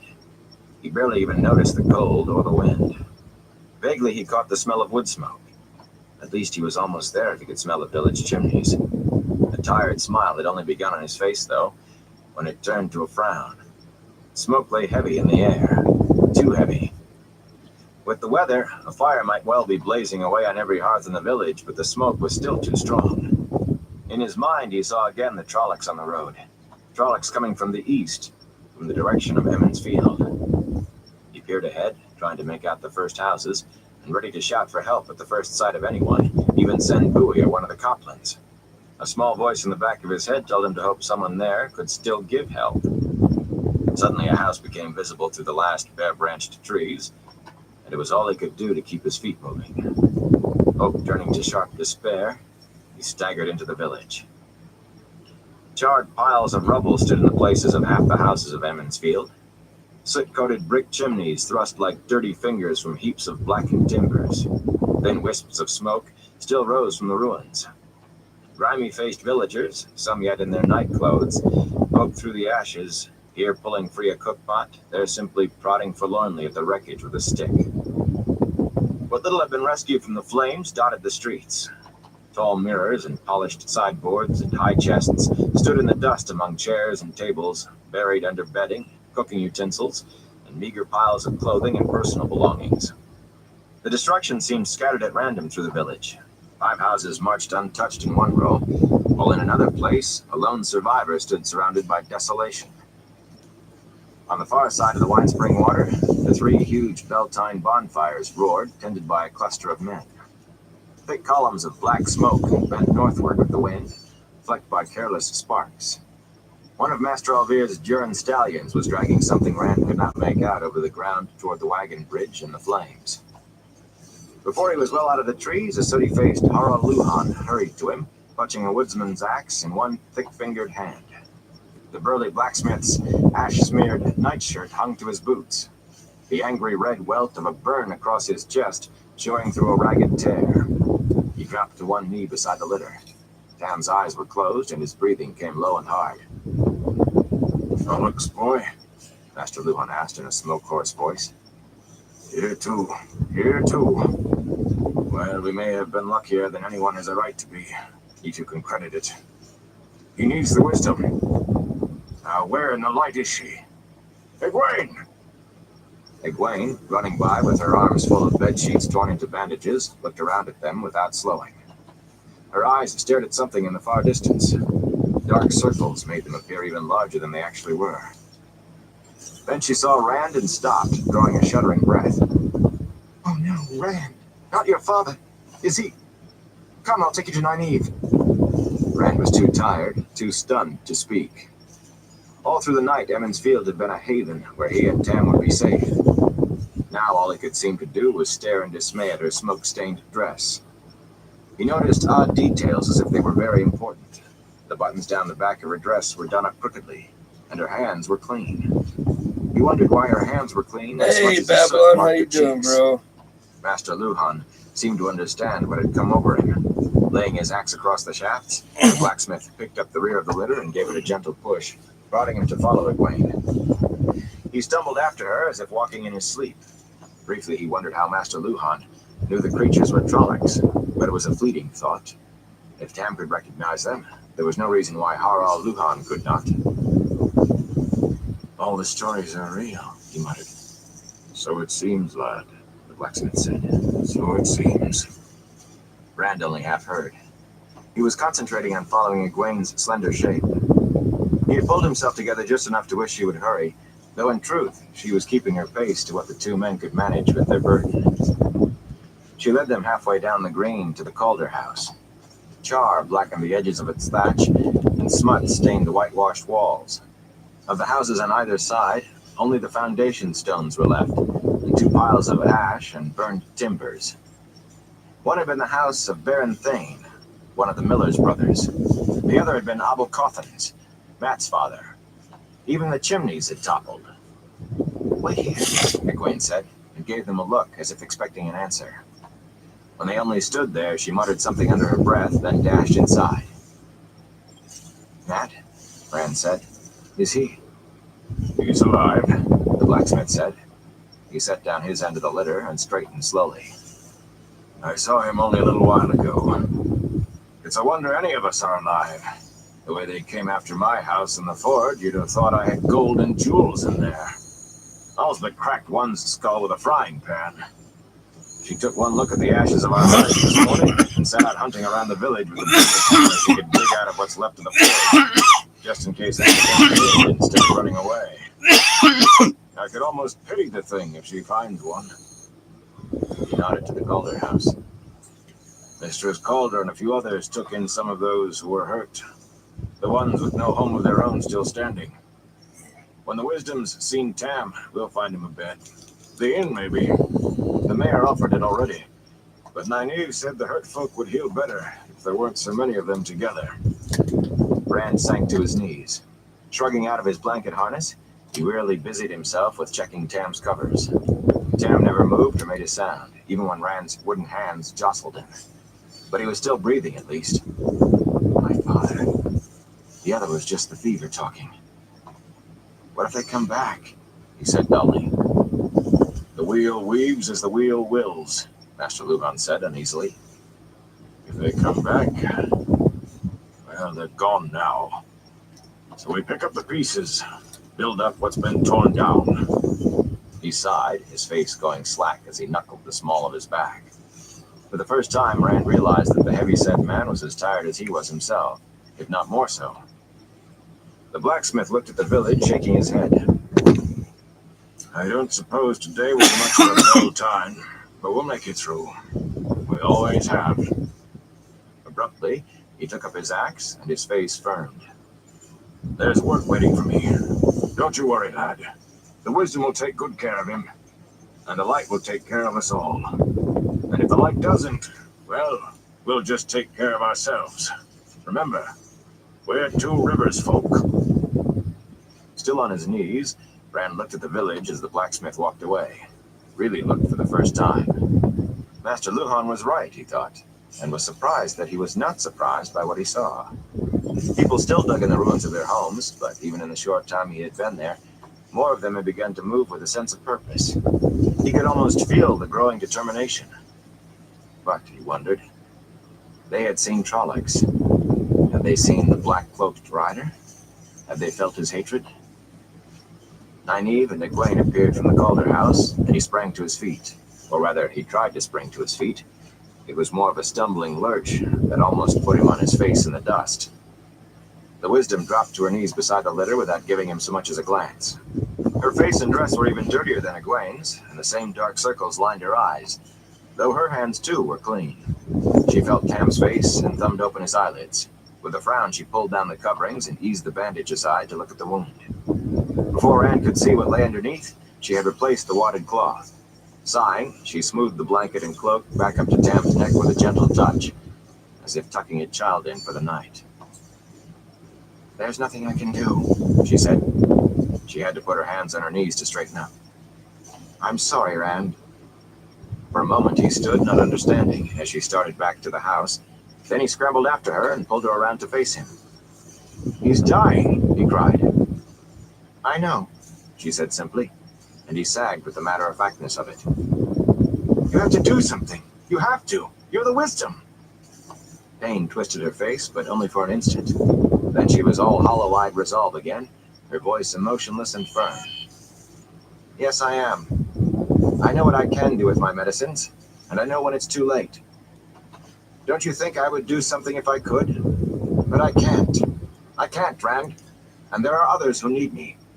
People I can help. I brought him to you as quickly as I could, he mumbled. Even with the village in ruins, there had been the Wisdom for hope. With that gone, he was empty. I know you did, she said gently. Nobody likes a quitter. His cheek with her hand. It isn't your fault. You did the best anyone could. I am sorry, Rand, but I have others to tend to. Our troubles are just beginning, I'm afraid. Vacantly, he stared after her until the door of the house closed behind her. He could not make any thought come, except that she would not help. Suddenly, he was knocked back a step as Egwene cannoned into him, throwing her arms around him. Her hug was hard enough to bring a grunt from him any other time. Now he only looked silently at the door, behind which his hopes had vanished. I'm so sorry, Rand, she said against his chest. Light, I wish there was something I could do. Numbly, he put his arms around her. I know. I have to do something, Egwene. I don't know what, but I can't just let him... His voice broke, and she hugged him harder. Egwene! At Nynaeve's shout from the house, Egwene jumped. Egwene, I need you! And wash your hands again! She pushed herself free from Rand's arms. She needs my help, Rand. Egwene! He thought he heard a sob as she spun away from him. Then she was gone, and he was left alone beside the litter. For a moment he looked down at Tam, feeling nothing but hollow helplessness. Suddenly his face hardened. "The mayor will know what to do," he said, lifting the shafts once more. "The mayor will know." Bran Alvear always knew what to do. With weary obstinacy, he set out for the Wine Spring Inn. Another of the Duran stallions passed him, its harness straps tied around the ankles of a big shape, draped with a dirty blanket. Arms covered with coarse hair dragged in the dirt behind the blanket, and one corner was pushed up to reveal a goat's horn. The Two Rivers was no place for stories to become horribly real. If Trollocs belonged anywhere, it was in the world outside, for places where they had Aes Sedai and false dragons, and the light alone knew what else comes to life out of the tales of Gleeman. Not the Two Rivers, not Emmons Field. As he made his way down the green, people called to him, some from the ruins of their homes, asking if they could help. He heard them only as murmurs in the background, even when they walked alongside him for a distance as they spoke. Without really thinking about it, he managed words that said he needed no help, that everything was being taken care of. When they left him, with worried looks and sometimes a comment about sending Nynaeve to him, he noticed that just as little. All he let himself be aware of was the purpose he had fixed in his head. Bran Alvear could do something to help Tam. What that could be, he tried not to dwell on. But the mayor would be able to do something, to think of something. The inn had almost completely escaped the destruction that had taken half the village. A few scorch marks marred its walls, but the red roof tiles glittered in the sunlight as brightly as ever. All that was left of the peddler's wagon, though, were blackened iron wheel rims leaning against the charred wagon box, now on the ground. The big round hoops that had held up the canvas cover slanted crazily, each at a different angle. Tom Maryland sat cross-legged on the old foundation stones, carefully snipping singed edges from the patches on his cloak with a pair of small scissors. He set down cloak and scissors when Rand drew near. Without asking if Rand needed or wanted help, he hopped down and picked up the back of the litter. "Inside? Of course. Don't you worry, boy. Your wisdom will take care of him. I've watched her work since last night. She has a deft touch and a sure skill. It could be a lot worse. Some died last night. Not many, perhaps, but any at all are too many for me.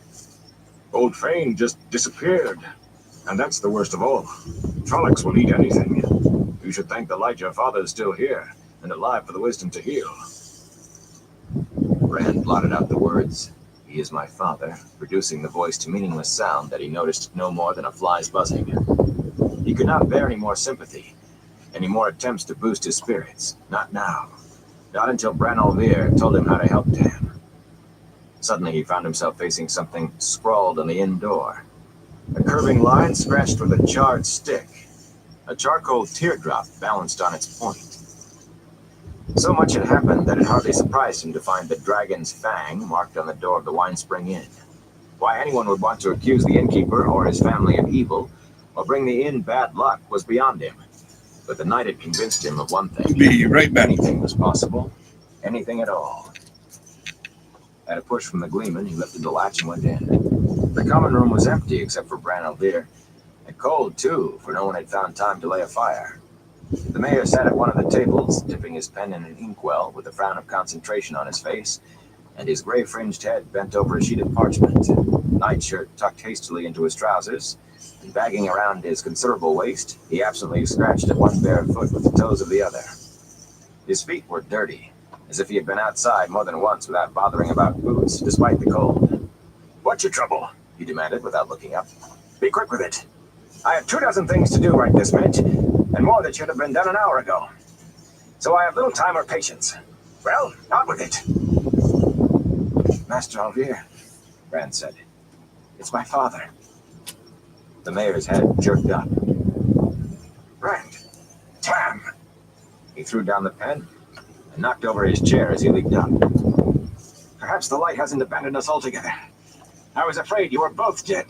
Bella galloped into the village an hour after the Trollocs left, lathered and blowing as if she'd run all the way from the farm.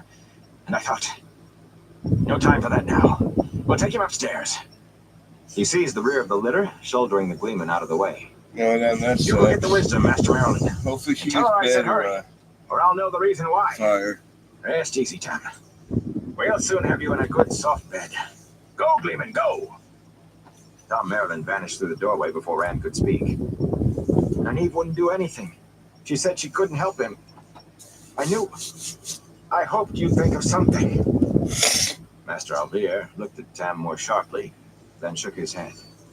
We'll see, boy. We'll see. But he no longer sounded confident.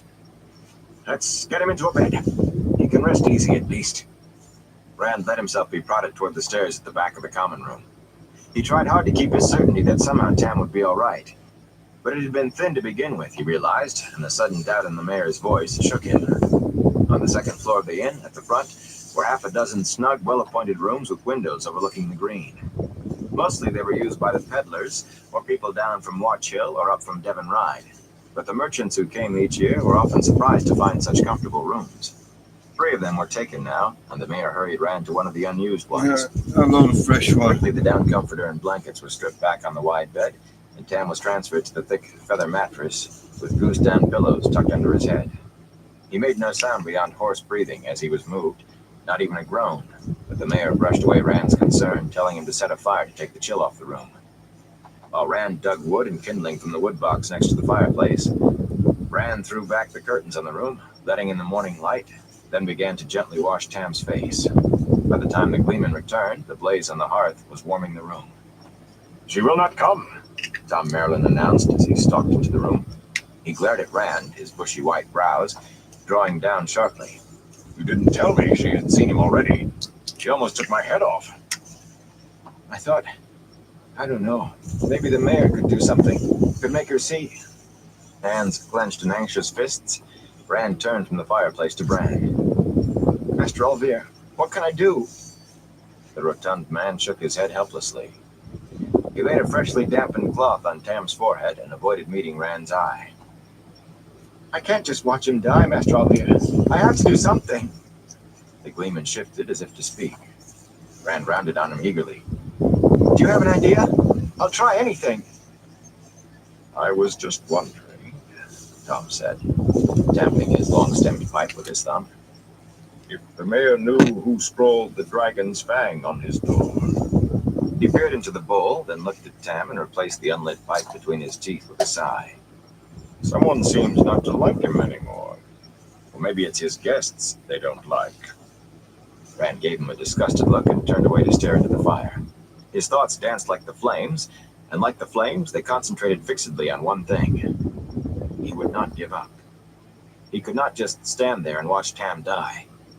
My father, he thought fiercely. My father. Once the fever was gone, that could be cleared up as well. But the fever first. Only how? Bran Alvear's mouth tightened as he looked at Rand's back, and the glare he directed at the gleeman would have given a bear pause, but Tom just waited expectantly, as if he had not noticed it. It's probably the work of one of the Congers or a Coplin, the mayor said finally, though the light alone knows which. They're a large brood, and if there's ill to be said of someone, or even if there isn't, they'll say it. They make Sen Bui sound honey-tongued. That wagon load who came in just before dawn? The gleeman asked. They hadn't so much as smelled a Trolloc. And all they wanted to know was when festival was going to start, as if they couldn't see half the village in ashes. Master Alvear nodded grimly. One branch of the family, the two of them are very different. That fool Darl Coplin spent half the night demanding I put Mistress Moraine and the Master Lan out of the inn, out of the village, as if there would be any village at all left without them. Rand had only half listened to the conversation, but this last tugged him to speak. What did they do? Why, she called ball lightning out of the clear night sky, Master Alvear replied. Sent it darting straight at the Trollocs. You've seen trees shattered by it. The Trollocs stood it no better. Moraine? Rand said incredulously, and the mayor nodded. Mistress Moraine. And Master Lan was a whirlwind with that sword of his. His sword. The man himself is a weapon, and in 10 places at once, or so it seemed. Burned me, but I still wouldn't believe it if I couldn't step outside and see. He rubbed a hand over his bald head. Winter night visits just beginning, our hands full of presents and honey cakes and our heads full of wine. Then the dogs snarling, and suddenly the two of them burst out of the inn, running through the village shouting about Trollocs. I thought they'd had too much wine. After all, Trollocs? Then, before anyone knew what was happening, those things were right in the streets with us, slashing at people with their swords, torching houses, howling to freeze a man's blood. He made a sound of disgust in his throat. We just ran like chickens with a fox in the hen yard till Master Land put some backbone into us. No need to be so hard, Tom said. You did as well as anyone could. Not every Trolloc lying out there fell to the two of them. Yes, well, Master Albir gave himself a shake. It's still almost too much to believe. An Aes Sedai in Emmons Field, and Master Lan is a warder. An Aes Sedai? Rand whispered. She can't be. I talked to her. She doesn't... Did you think they wore signs? The mayor said wryly. Aes Sedai painted across their backs, and maybe danger, stay away? Suddenly he slapped his forehead. Aes Sedai. I'm an old fool and losing my wits. There's a chance, Rand, if you're willing to take it. I can't tell you to do it, and I don't know if I'd have the nerve if it were me. A chance? Rand said. I'll take any chance if it'll help. Aes Sedai can heal, Rand. Burn me, lad, you've heard the stories. They can cure where medicines fail. Gleeman, you should have remembered that better than I. Gleeman's tales are full of Aes Sedai. Why didn't you speak up instead of letting me flail around? I'm a stranger here, Tom said, looking longingly at his unlit pipe. And Goodman Copland isn't the only one who wants nothing to do with Aes Sedai. Oh, yeah. Unless the idea came from you. Aes Sedai, Rand muttered, trying to make the woman who had smiled at him fit the stories. Help from an Aes Sedai was sometimes worse than no help at all, so the stories said, like poison in a pie. And their gifts always had a hook in them, like fish bait. Suddenly the coin in his pocket, the coin Moraine had given him, seemed like a burning coal. It was all he could do not to rip it out of his coat and throw it out the window. Nobody wants to get involved with Aes Sedai, lad, the mayor said slowly. Oh, It's yeah. the only chance I can see, but it's still no small decision. I cannot make it for you, but I have seen nothing but good from Mistress Moraine. Moraine Sedai, I should call her, I suppose. Sometimes, he gave a meaningful look at Tam, you have to take a chance, even if it's a poor one. Some of the stories are exaggerated in a way, Tom added, as if the words were being dragged from him. Some of them. Besides, boy, what choice do you have? None, Rand sighed. Tam still had not moved a muscle. His eyes were sunken as if he had been sick a week. I'll go find her. The other side of the bridges, the Gleeman said, where they are disposing of the dead Trollocs. But be careful, boy. Aes Sedai do what they do for reasons of their own, and they aren't always the reasons others think. The last was a shout that followed Rand through the door. He had to hold on to the sword hilt to keep the scabbard from tangling in his legs as he ran, but he would not take the time to remove it. He clattered down the stairs and dashed out of the inn, tiredness forgotten for the moment. A chance for Tam, however small, was enough to overcome a night without sleep, for a time at least. That the chance came from an Aes Sedai, or what the price of it might be, he did not want to consider. And as for actually facing an Aes Sedai, he took a deep breath and tried to move faster. The bonfire stood well beyond the last houses to the north on the west side of the road to Watch Hill. The wind still carried the oily black columns of smoke away from the village, but even so, a sickly sweet stink filled the air, like a roast left hours too long on the spit. Rand gagged at the smell, then swallowed hard when he realized its source. A fine thing to do with Beltane fires. The men tending the fires had cloths tied over their noses and mouths, but their grimaces made it plain the vinegar dampening the cloths was not enough. Even if it did kill the stench, they still knew the stench was there, and they still knew what they were doing. Two of the men were untying the harness straps of one of the big Durans Give me from one Trollocs' second. ankles. Lan, squatting beside the body, had tossed back the blanket enough to reveal the Trollocs' shoulders and goat's knotted head. As Rand trotted up, the warder unfastened a metal badge, a blood-red enameled trident from one spiked shoulder of the Trollocs' shirt of black mail. Kobol, he announced. He bounced the badge on his palm and snatched it out of the air with a growl. That makes 7 bands so far. Moraine, seated cross-legged on the ground a short distance off, shook her head tiredly. A walking staff covered from end to end in carved vines and flowers lay across her knees, and her dress had the rumpled look of having been worn too long. 7 bands. 7. That many have not acted together since the Trolloc Wars. Bad news piles on bad news. I'm afraid, Lan. I thought we had gained a march, but we may be further behind than ever. Rand stared at her, unable to speak. Aes Sedai. He'd been trying to convince himself that she would not look any different now that he knew what he was looking at. And to his surprise, she did not. She was no longer quite so pristine, not with wisps of her hair sticking out in all directions, and a faint streak of soot across her nose, yet not really different either. Surely there must be something about an Aes Sedai to mark her for what she was. On the other hand, if outward appearance reflected what was inside, if the stories were true, then she should look closer to a Trolloc than to a more handsome woman whose dignity was not dented by And then we'll start round 2. And she could help Tam.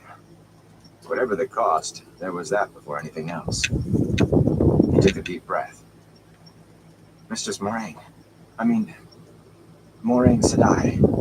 Both turned to look at him, and he froze under her gaze. Not the calm, smiling gaze he remembered from the green. Her face was tired, but her dark eyes were a hawk's eyes. Aes Sedai, breakers of the world, puppeteers who pulled strings and made thrones and nations dance in designs only the women from Tar Valon knew. A little more light in the darkness, the Aes Sedai murmured. She raised her voice. How are your dreams, Randall Thor? He stared at her. My dreams? A night like that can give a man bad dreams, Rand. If you have nightmares, you must tell me of it. I can help with bad dreams sometimes. There's nothing wrong with It's my father. He's hurt.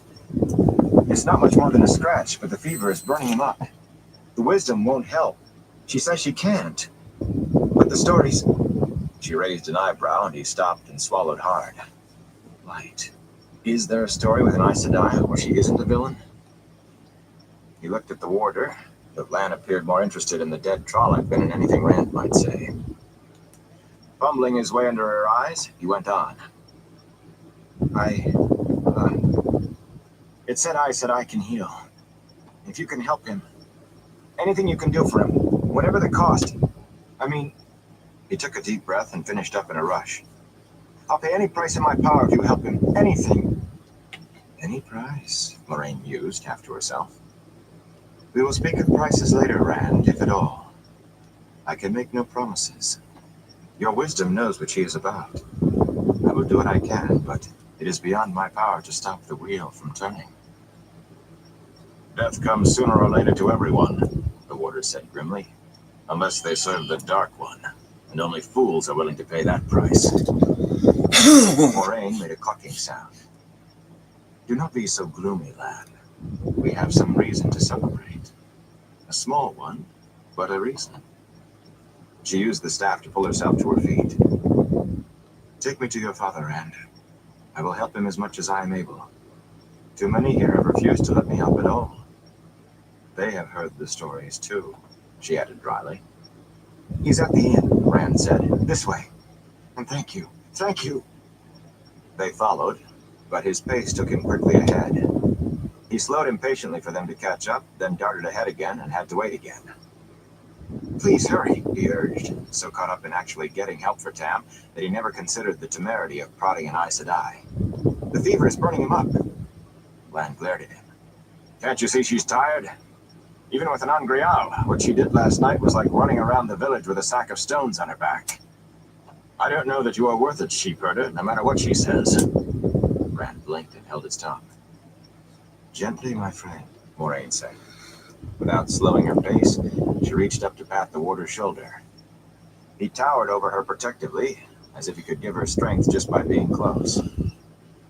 You think only of taking care of me. Why should he not think the same of his father? Lan scowled, but fell silent. I am coming as quickly as I can, Rand, I promise you. fierceness of her eyes, or the calm of her voice, not gentle exactly, more firmly in command, Rand did not know which to believe. Or perhaps they did go together. Aes Sedai. He was committed now. He matched his stride to theirs and tried not to think of what the price might be that they would talk about later. Chapter 8. A Place of Safety. While he was still coming through the door, Rand's eyes went to his father. His father, no matter what anyone said. Tam had not moved an inch. His eyes were still shut, and his breath came in labored gasps, low and rasping. The white-haired gleeman cut off a conversation with the mayor, who was bent over the bed again, tending Tam, and gave Moraine an uneasy look. The Aes Sedai ignored him. Indeed, she ignored everyone except for Tam. But at him she stared with an intent frown. Tom stuck his unlit pipe between his teeth, then snatched it out again and glowered at it. Man cannot even smoke in peace, he muttered. I'd better make sure some farmer doesn't steal my cloak to keep his cow warm. At least I can have my pipe out there. He hurried out of the room. Lan stared after him, his angular face as expressionless as a rock. I do not like that man. There is something about him I don't trust. I did not see a hair of him last night. He was there, Rand said, watching Moraine uncertainly. He must have been. His cloak did not get singed in front of the fireplace. Rand did not care if the gleeman had spent the night hiding in the stable. My father, he said to Moraine. Bran opened his mouth, but before he could speak, Moraine said, Leave me with him, Master Aldir. There is nothing you can do here now, except get in my way. For a minute, Bran hesitated, torn between dislike of being ordered about in his own inn and reluctance to disobey an Aes Sedai. Finally, he straightened up to clap Rand on the shoulder. Come on, boy. Let us leave Moraine Sedai to her. There's plenty you can give me a hand with downstairs. Before you know it, Tam will be shouting for his pipe and a mug of ale. Can I stay? Rand spoke to Moraine, though she did not really seem to be aware of anyone besides Tam. Rand's hand tightened, but Rand ignored him. Please, I'll keep out of your way. You won't even know I am here. He's my father, he added with a fierceness that startled him and widened the mayor's eyes in surprise. Rand hoped the others put it down to tiredness or the strain of dealing with an Aes Sedai. Yes, Moraine said impatiently. She had tossed her cloak and staff carelessly across the only chair in the room, and now she pushed up the sleeves of her gown, baring her arms to her elbows. Her attention never really left Tam, even while she spoke. Sit over there. And you too, Lan. She gestured vaguely in the direction of a long bench against the wall. Her eyes traveled slowly from Tam's feet to his head, but Rand had the prickly feeling that she was looking beyond him in some fashion. You may talk if you wish, she went on absently, but do it quietly. Now you go, Master Aldir. This is a sick room, not a gathering hall. See that I am not disturbed. The mayor grumbled under his breath, though not loudly enough to catch her attention, of course, squeezed Rand's shoulder again, then obediently, if reluctantly, closed the door behind him. Muttering to herself, the Aes Sedai knelt beside the bed and rested her hands lightly on Tam's chest. She closed her eyes, and for a long time she neither moved nor made a sound. The phone's almost gonna go In the dead. stories, Aes Sedai wonders were always accompanied by flashes and thunderclaps or other signs to indicate mighty works and great powers. The power, the one power, drawn from the true source that drove the wheel of time. That was not something Rand wanted to think about. The power involved with Tam, himself in the same room where the power might be used. In the same village was bad enough. For all he could tell, though, Moraine might just as well have gone to sleep. But he thought Tam's breathing sounded easier. She must be doing something. So intent was he that he jumped when Lan spoke softly. That is a fine weapon you wear. Is there by chance a heron on the blade as well? For a moment, Rand stared at the warder, not grasping what it was he was talking about. He had completely forgotten Tam's sword in the lather of dealing with an Aes Sedai. It did not seem so heavy anymore. Yes, there is. But what is she doing? I'd not have thought to find a heron-marked sword in a place like this, Lan said. It belongs to my father. He glanced at Lan's sword, the hilt just visible at the edge of his cloak. The two swords did look a good deal alike, except that no herons showed on the warders. He swung his eyes back to the bed. Tam's breathing did sound easier. The rasp was gone. He was sure of it. He bought it a long time ago. Strange thing for a sheepherder to buy. Rand spared a sidelong look for Lan. For a stranger to wonder about the sword was prying. For a warder to do it. Still, he felt he had to say something. He never had any use for it that I know of. He said it had no use. Until last night, anyway. I didn't even know he had it till then. Called it useless, did he? He must have always have thought so. Lan touched the scabbard at Rand's waist briefly with one finger. There are places where the heron is a symbol of a master swordsman. That blade must have traveled a strange road to end up with a sheepherder in the two rivers. Rand ignored the unspoken question. Moraine still had not moved. Was the Aes Sedai doing anything? He shivered and rubbed his arms, not sure he really wanted to know what she was doing. An Aes Sedai. A question of his own popped into his head then, one he did not want to ask, one he needed an answer to. The mayor. He cleared his throat and took a deep breath. The mayor said the only reason there's anything left of the village is because of you and her. He made himself look at the warder. If you had been told about a man in the woods, a man who made people afraid just by looking at them, would that have warned you? A man whose horse doesn't make any noise, and the wind doesn't touch his cloak? Would you have known what was going to happen? Could you and Moraine Sedai have stopped it if you'd known about him? Not without half a dozen of my sisters, Moraine said, and Rand started. She still knelt by the bed, but she had taken her hands from Tam and half turned to face the two of them on the bench. Her voice never raised, but her eyes pinned Rand to the wall. Had I known when I left Tar Valon that I would find Trollocs and Murdrone here, I would have brought half a dozen of them. A dozen, if I had to drag them by the scruffs of their necks. By myself, a month's warning would have made little difference. Perhaps none. There is only so much one person can do, even calling on the one power. And there were probably well over 100 Trollocs scattered around this district last night. An entire fist. It would still have been good to know, Lan said sharply, sharpness directed at Rand. When did you see him, exactly? And where? That's of no consequence now, Moraine said. I will not have the boy thinking he is to blame for something when he is not. I am as much to blame. That accursed raven yesterday, the way it behaved, should have warned me. And you too, my old friend. Her tongue clicked angrily. I was overconfident to the point of arrogance, sure that the Dark One's touch could not have spread so far, nor so heavily, not yet. So sure. Rand blinked. The raven? I don't understand. Carrion eaters. Lan's mouth twisted in distaste. The Dark One's minions often find spies among creatures that feed on death. Ravens and crows mainly. Rats in the cities sometimes. A quick shiver ran through Rand. Ravens and crows as spies of the Dark One? There were ravens and crows everywhere now. The Dark One's touch, Moraine had said. The Dark One was always there, he knew that. But if you tried to walk in the light, tried to live a good life, and did not name him, he could not harm you. That was what everybody believed, what everybody learned with his mother's milk. But Moraine seemed to be saying... His glance fell on Tam, and everything else was pushed right out of his head. His father's face was noticeably less flushed than it had been. Round two, And his done. breathing sounded almost normal. Rand would have leaped up if Lan had not caught his arm. You've done it. Moraine shook her head and sighed. Not yet.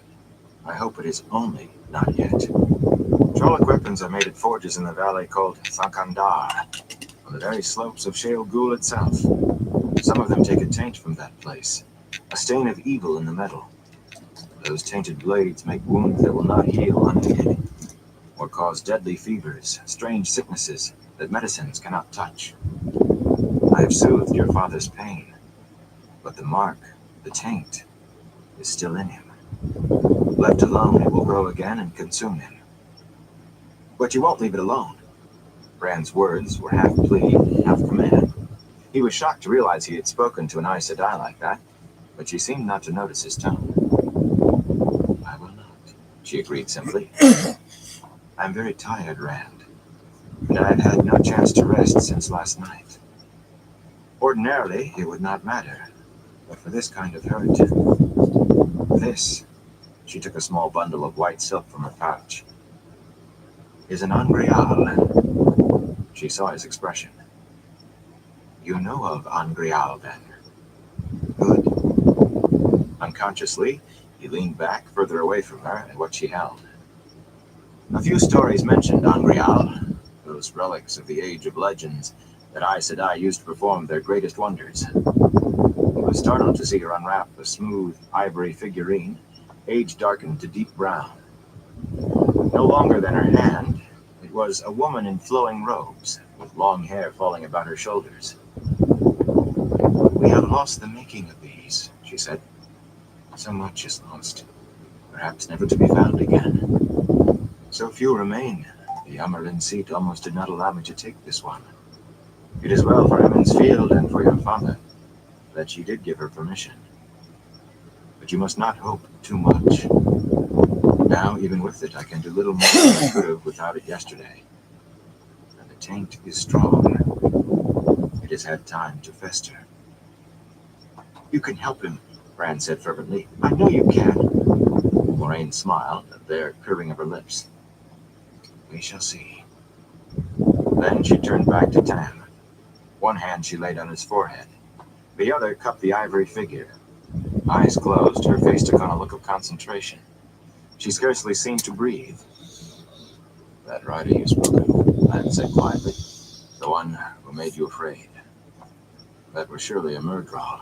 A Murdral? Rand exclaimed. But Fades are 20 feet tall and... The words faded away under the water's mirthless grin. Sometimes, sheepherder, stories make things larger than truth.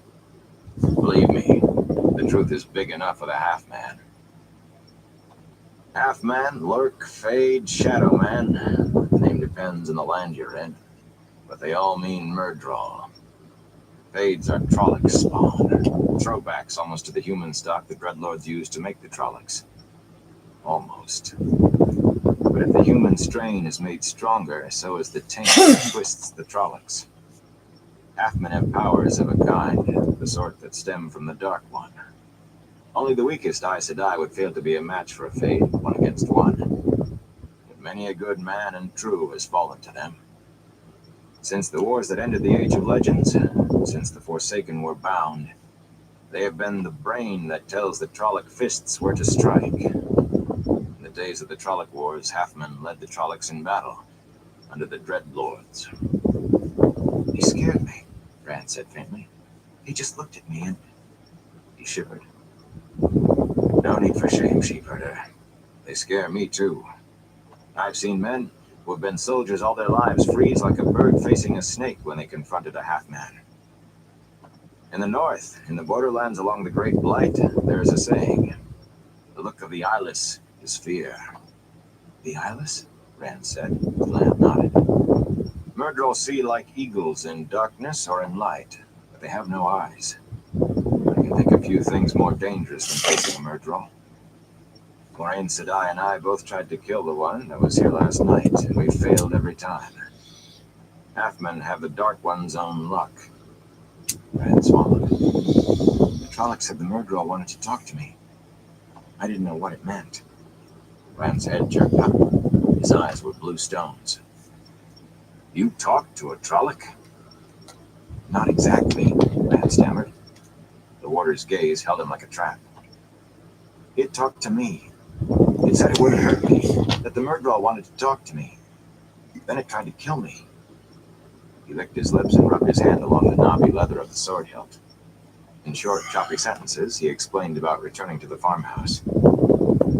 I killed it instead, he finished. By accident, really. It jumped at me and I had the sword in my hand. Lance's face softened slightly, if rock could be said to soften. Even so, that is something to speak of, sheepherder. Until last night, there were few men south of the borderlands who could say they had seen a Trolloc, much less killed one. And fewer still who have slain a Trolloc alone and unaided, Moraine said wearily. It is done, Rand. Lan, help me up. warder sprang to her side, but he was no quicker than Rand darting to the bed. Tam's skin was cool to the touch, though his face had a pale, washed-out look, as if he had spent far too long out of the sun. His eyes were still closed, but he drew the deep breaths of normal sleep. "You will be all right now?" Rand asked anxiously. "With rest, yes," Moraine said. "A few weeks in bed, and he will be as good as ever." She walked unsteadily, despite holding Lan's arm. He swept her cloak and staff from the chair cushion for her to sit, and she eased herself down with a sigh. With a slow care, she rewrapped the angreal and returned it to her pouch. Rand's shoulders shook. He bit his lip to keep from laughing. At the same time, he had to scrub a hand across his eyes to clear away tears. "Thank you." "In the age of legends," Moraine went on, "some Aes Sedai could fan life and health to flame if only the smallest spark remained. Those days are gone, though, perhaps forever. So much was lost. Not just the making of Angreal. So much that could be done which we dare not even dream of, if we remember it at all. There are far fewer of us now. Some talents are all but gone, and many that remain seem weaker. Now there must be both will and strength for the body to draw on, and even the strongest of us can do nothing in the way of healing. It is fortunate that your father is a strong man, both in body and spirit. As it is, he used up much of his strength in the fight for life. But all that is left now is for him to recuperate. That will take time, but the taint is gone." "I can never repay you," he told her without taking his eyes from Tam. "But anything I can do for you, I will. Anything at all." He remembered the talk of prices then, and his promise. Kneeling beside Tam, he meant it even more than before, but it still was not easy to look at her. "Anything. As long as it does not hurt the village or my friends." Moraine raised a hand dismissively. "If you think it is necessary, I would like to talk with you anyway. You will no doubt leave at the same time we do, and we can speak at length then." "Leave?" he exclaimed, scrambling to his feet. "Is it really that bad? Everyone looked to me as if they were ready to start rebuilding. We are pretty settled folk in the Two Rivers. Nobody ever leaves." "Rand. And where would we go? Padan Thane said the weather is just as bad everywhere else. He was the peddler. The Trollocs." Rand swallowed, wishing Tom Marilyn had not told him what Trollocs ate. "The best I can see to do is stay right here where we belong, in the Two Rivers, and put things back together. We have crops in the ground, and it has to warm enough for the shearing soon. I don't know who started this talk about leaving. One of the Coplans, I'll bet. But whoever it was..." "Sheepherder," Lan broke in. "You talk when you should be listening." He blinked at both of them. He had been half babbling, he realized, and he had rambled on while she tried to talk. While an Aes Sedai tried to talk. He wondered what to say, how to apologize, but Moraine smiled while he was still thinking. "I understand how you feel, Rand," she said, and he had the uncomfortable feeling that she really did. "Think no more of it." Her mouth tightened, and she shook her head. "I have handled this badly, I see. I should have rested first, I suppose. It is you who will be leaving, Rand. You who must leave for the sake of your village." "Me?" He cleared his throat and tried again. "Me?" It sounded a little better this time. "Why do I have to go? I don't understand any of this. I don't want to go anywhere." Moraine looked at Lan, and the warder unfolded his arms. He looked at Rand from under his leather headband, and Rand had the feeling of being weighed on invisible scales again. "Did you know," Lan said suddenly, "that some homes were not attacked?" "Half the village is in ashes," he protested, but the warder waved it away. "Some houses were only torched to create confusion. The Trollocs ignored them afterwards, and the people who fled from them as well, unless they actually got in the way of the true attack. Most of the people who've come in from the outlying farms never saw a hair of a Trolloc, and that only at a distance. Most never knew there was any trouble until they saw the village." "I did hear about Darrell Copland," Rand said slowly. "I suppose it just didn't sink in." 2 farms were attacked, Lamb went on. Yours and one other. Because of Beltane, everyone who lived at the second farm was already in the village. Many people were saved because the Murdral was ignorant of Two Rivers customs. Festival and Winter Night made its task all but impossible, but it did not know that. Rand looked at Moraine, leaning back in the chair, but she said nothing, only watched him, a finger laid across her lips. Our farm and who else's? He asked finally. The Ibarra farm, Rand replied. Here in Emmonsfield, they struck first at the forge, and the blacksmith's house, and Master Cawthon's house. Rand's mouth was suddenly dry. That's crazy, he managed to get out, then jumped as Moraine straightened. Not crazy, Rand, she said. Purposeful. The Trollocs did not come to Emmonsfield by happenstance, and they did not do what they did for the pleasure of killing and burning, however much that delighted them. They knew what, or rather who, they were after. The Trollocs came to kill or capture young men of a certain age who lived near Emmonsfield. My age? Rand's voice shook, and he did not care. Like Matt? What about Perrin? Alive and well, Moraine assured him, if a trifle sooty. Van Craw and then Thane? We're never in any danger, Rand said. At least, no more than anyone else. But they saw the rider, the Fade too, and they're the same age as I am. Master Craw's house was not even damaged, Moraine said, and the miller and his family slept through half the attack before the noise woke them. Van is 10 months older than you, and Lem 8 months younger. She smiled dryly at his surprise. I told you I asked questions, and I also said young men of a certain age. You and your 2 friends are within weeks of one another. It was you 3 the Murdral sought, and none others. Rand shifted uneasily, wishing she would not look at him like that, as if her eyes could pierce his brain and read what lay in every corner of it. What would they want with us? We're just farmers, shepherds. That is a question that has no answer in the Two Rivers, Moraine said quietly. But the answer is important. Trollocs, where they have not been seen in almost 2,000 years, tells us that much. Lots of stories tell about Trolloc raids, Rand said stubbornly. We just never had one here before. Warders fight Trollocs all the time. Rand snorted. Boy, I expect to fight Trollocs along the Great Blight, but not here, nearly 600 leagues to the south. That was as hot a raid last night as I'd expect to see in Shinar, or any of the borderlands. In one of you, Moraine said. Or all 3. There is something the Dark One fears. That's impossible. Rand stumbled to the window and stared out at the village, the people working among the ruins. I don't care what's happened. That is just impossible. Something on the green caught his eye. He stared, then realized it was the blackened stump of the spring pole. A fine Beltane, a peddler, and a gleeman, and strangers. He shivered and shook his head violently. No, I'm a shepherd. The Dark One can't be interested in me. It took a great deal of effort, Lance said grimly, to bring so many Trollocs so far without raising a hue and cry from the borderlands to Camelin and beyond. I wish I knew how they did it. Do you really believe they went to all that bother just to burn a few houses? They will be back, Moraine added. Rand had his mouth open to argue with Lan, but that brought him up short. He spun to face her. Back? Can't you stop them? You did last night and you were surprised then. Now you know they are here. Perhaps, Moraine replied.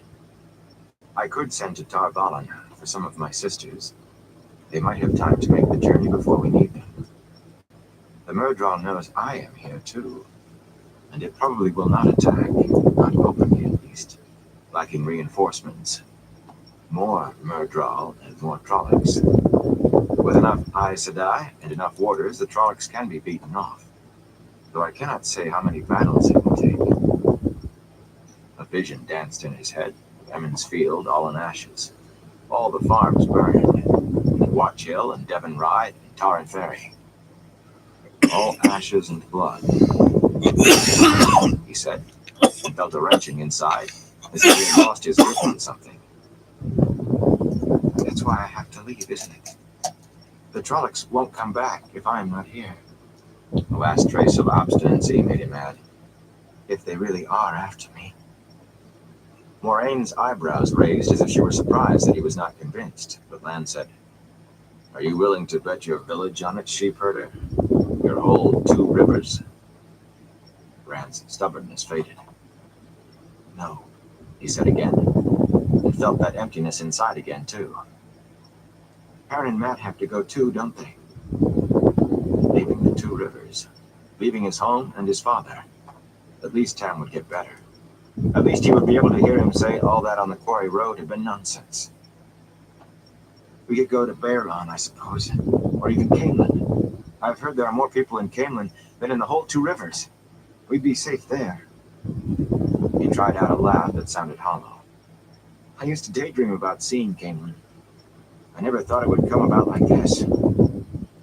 There was a long silence, then Lan said, I would not count on Camelin for safety. If the Murdraw want you badly enough, they will find a way. Walls are a poor bar to a half-man. And you would be a fool not to believe they want you very badly indeed. Rand thought his spirits had sunk as low as they possibly could, but at that they slid deeper. There is a place of safety, Moraine said softly, and Rand's ears pricked up to listen. In Tar Valon, you would be among Aes Sedai and warders. Even during the Trolloc Wars, the forces of the Dark One feared to attack the Shining Walls. The one attempt was their greatest defeat until the very end. And Tar Valon holds all the knowledge we Aes Sedai have gathered since the time of madness. Some fragments even date from the Age of Legends. In Tar Valon, if anywhere, you will be able to learn why the Murdraw want you. Why the Father of Lies wants you. That I can promise. The journey all the way to Tar Valon was almost beyond thinking. A journey to a place where he would be surrounded by Aes Sedai. Key light pipe now. Of course, Moraine First healed one Tam, was wedding or it cake. looked as if she had at least. But there were all those stories. He wasn't comfortable enough to be in a room with one Aes Sedai, but to be in a city full of them? And she still had not demanded her price. There was always a price, so the stories said. How long will my father sleep? He asked at last. I have to tell him. He shouldn't just wake and find me gone. He thought he heard Lan give a sigh of relief. He looked at the water curiously, but Lan's face was as expressionless as ever. It is unlikely he will wake before we depart, Moraine said. I mean to go soon after full dark. Even a single day of delay could be fatal. It would be best if you leave him a note. In the night? Rand said doubtfully, and Lan nodded. The halfmen will discover we are gone soon enough. There is no need to make things any easier for it than we must. Rand fussed with his father's blankets. It was a very long way to Tar Valon. In that case, I'd better go find Matt and Perrin. I will attend to that. Moraine got to her feet briskly and donned her cloak with suddenly restored vigor. She put a hand on his shoulder, and he tried very hard not to flinch. She did not press hard, but it was an iron grip that held him as surely as a forked stick held a snake. It will be best if we keep all of this just among us. You understand? The same ones who put the dragon's fang on the inn door might make trouble if they knew. I understand. He drew a relieved breath when she took her hand away. I will have Mr. Salvir bring you something to eat, she went on, just as if she had not noticed his reaction. Then you need to sleep. It will be a hard journey tonight, even if you are rested. The door closed behind them, and Rand stood looking down at Tam. Looking at Tam, but seeing nothing. Not until that very minute had he realized that Emmons Field was a part of him as much as he was a part of it. He realized it now because he knew that was what he had felt tearing loose. He was apart from the village now. The Shepherd of the Night wanted him. It was impossible. He was only a farmer. But the Trollocs had come. Lan was right about one thing. He could not risk the village on the chance Moraine was wrong. He could not even tell anyone. If Coplans really would make trouble about something like that. He had to trust in Aes Sedai. Don't wake him now, Mistress Alvier said, as the mayor shut the door behind his wife and himself. The cloth-covered tray she carried gave off delicious, warm smells. She set it on the chest against the wall, then firmly moved Rand away from the bed. Mistress Moraine told me what he needs, she said softly. And it does not include you falling on top of him from exhaustion. I've brought you a bite to eat. Don't let it get cold now. I wish you wouldn't call her that, Rand said peevishly. Moraine Sedai is proper. She might get mad. Mistress Alvier gave him a pat on the cheek. You just leave me to worry about that. She and I had a long talk. And keep your voice down. If you wake Tam, you'll have to answer to me and Moraine Sedai.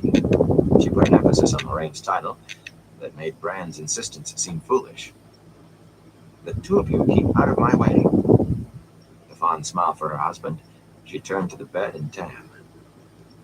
Master Alvier gave Rand a frustrated look. She's an Aes Sedai. Half the women in the village act as if she sits in the women's circle, and the rest as if she were a Trolloc. Not one of them seems to realize you have to be careful around Aes Sedai. The men may keep looking at her sideways, but at least they aren't doing anything that might provoke her. Careful, Rand thought. It was not too late to start being careful. Master Alvier, he said slowly, do you know how many farms were attacked? Only 2 that I've heard of so far, including your place. The mayor paused, frowning, and shrugged.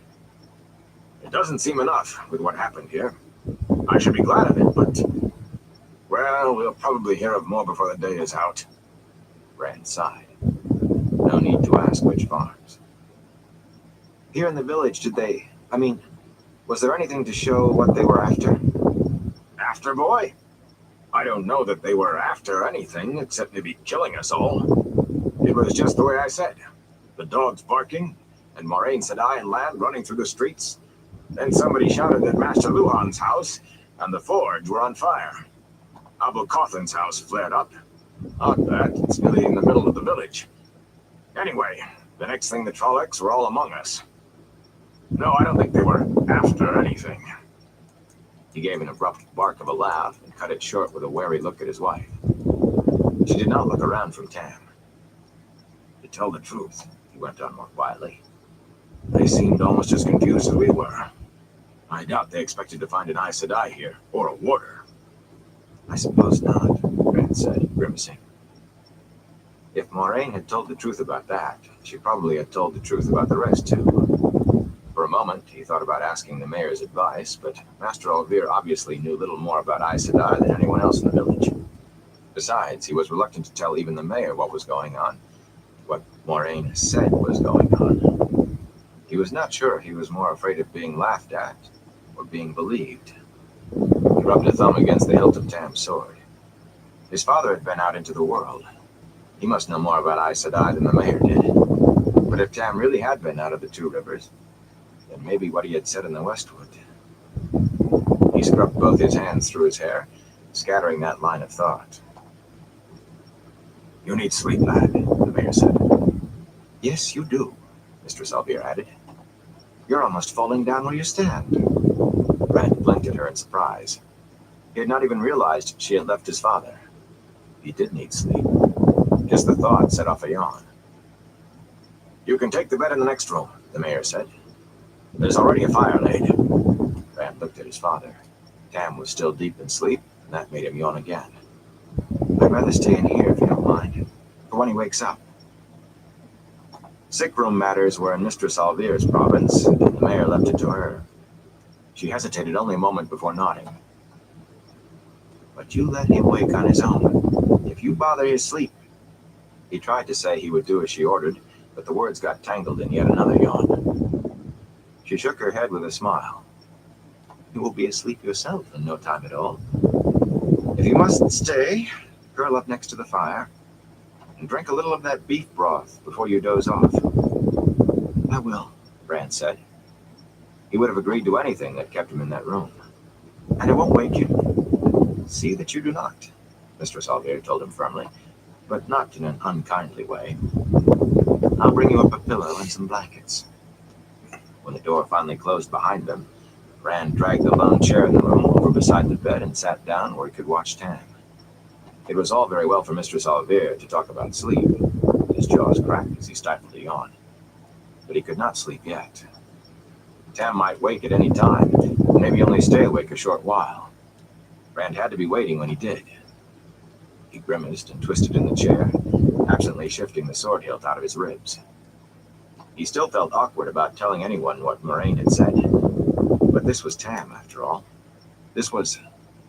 Without realizing it, he set his jaw determinedly. My father.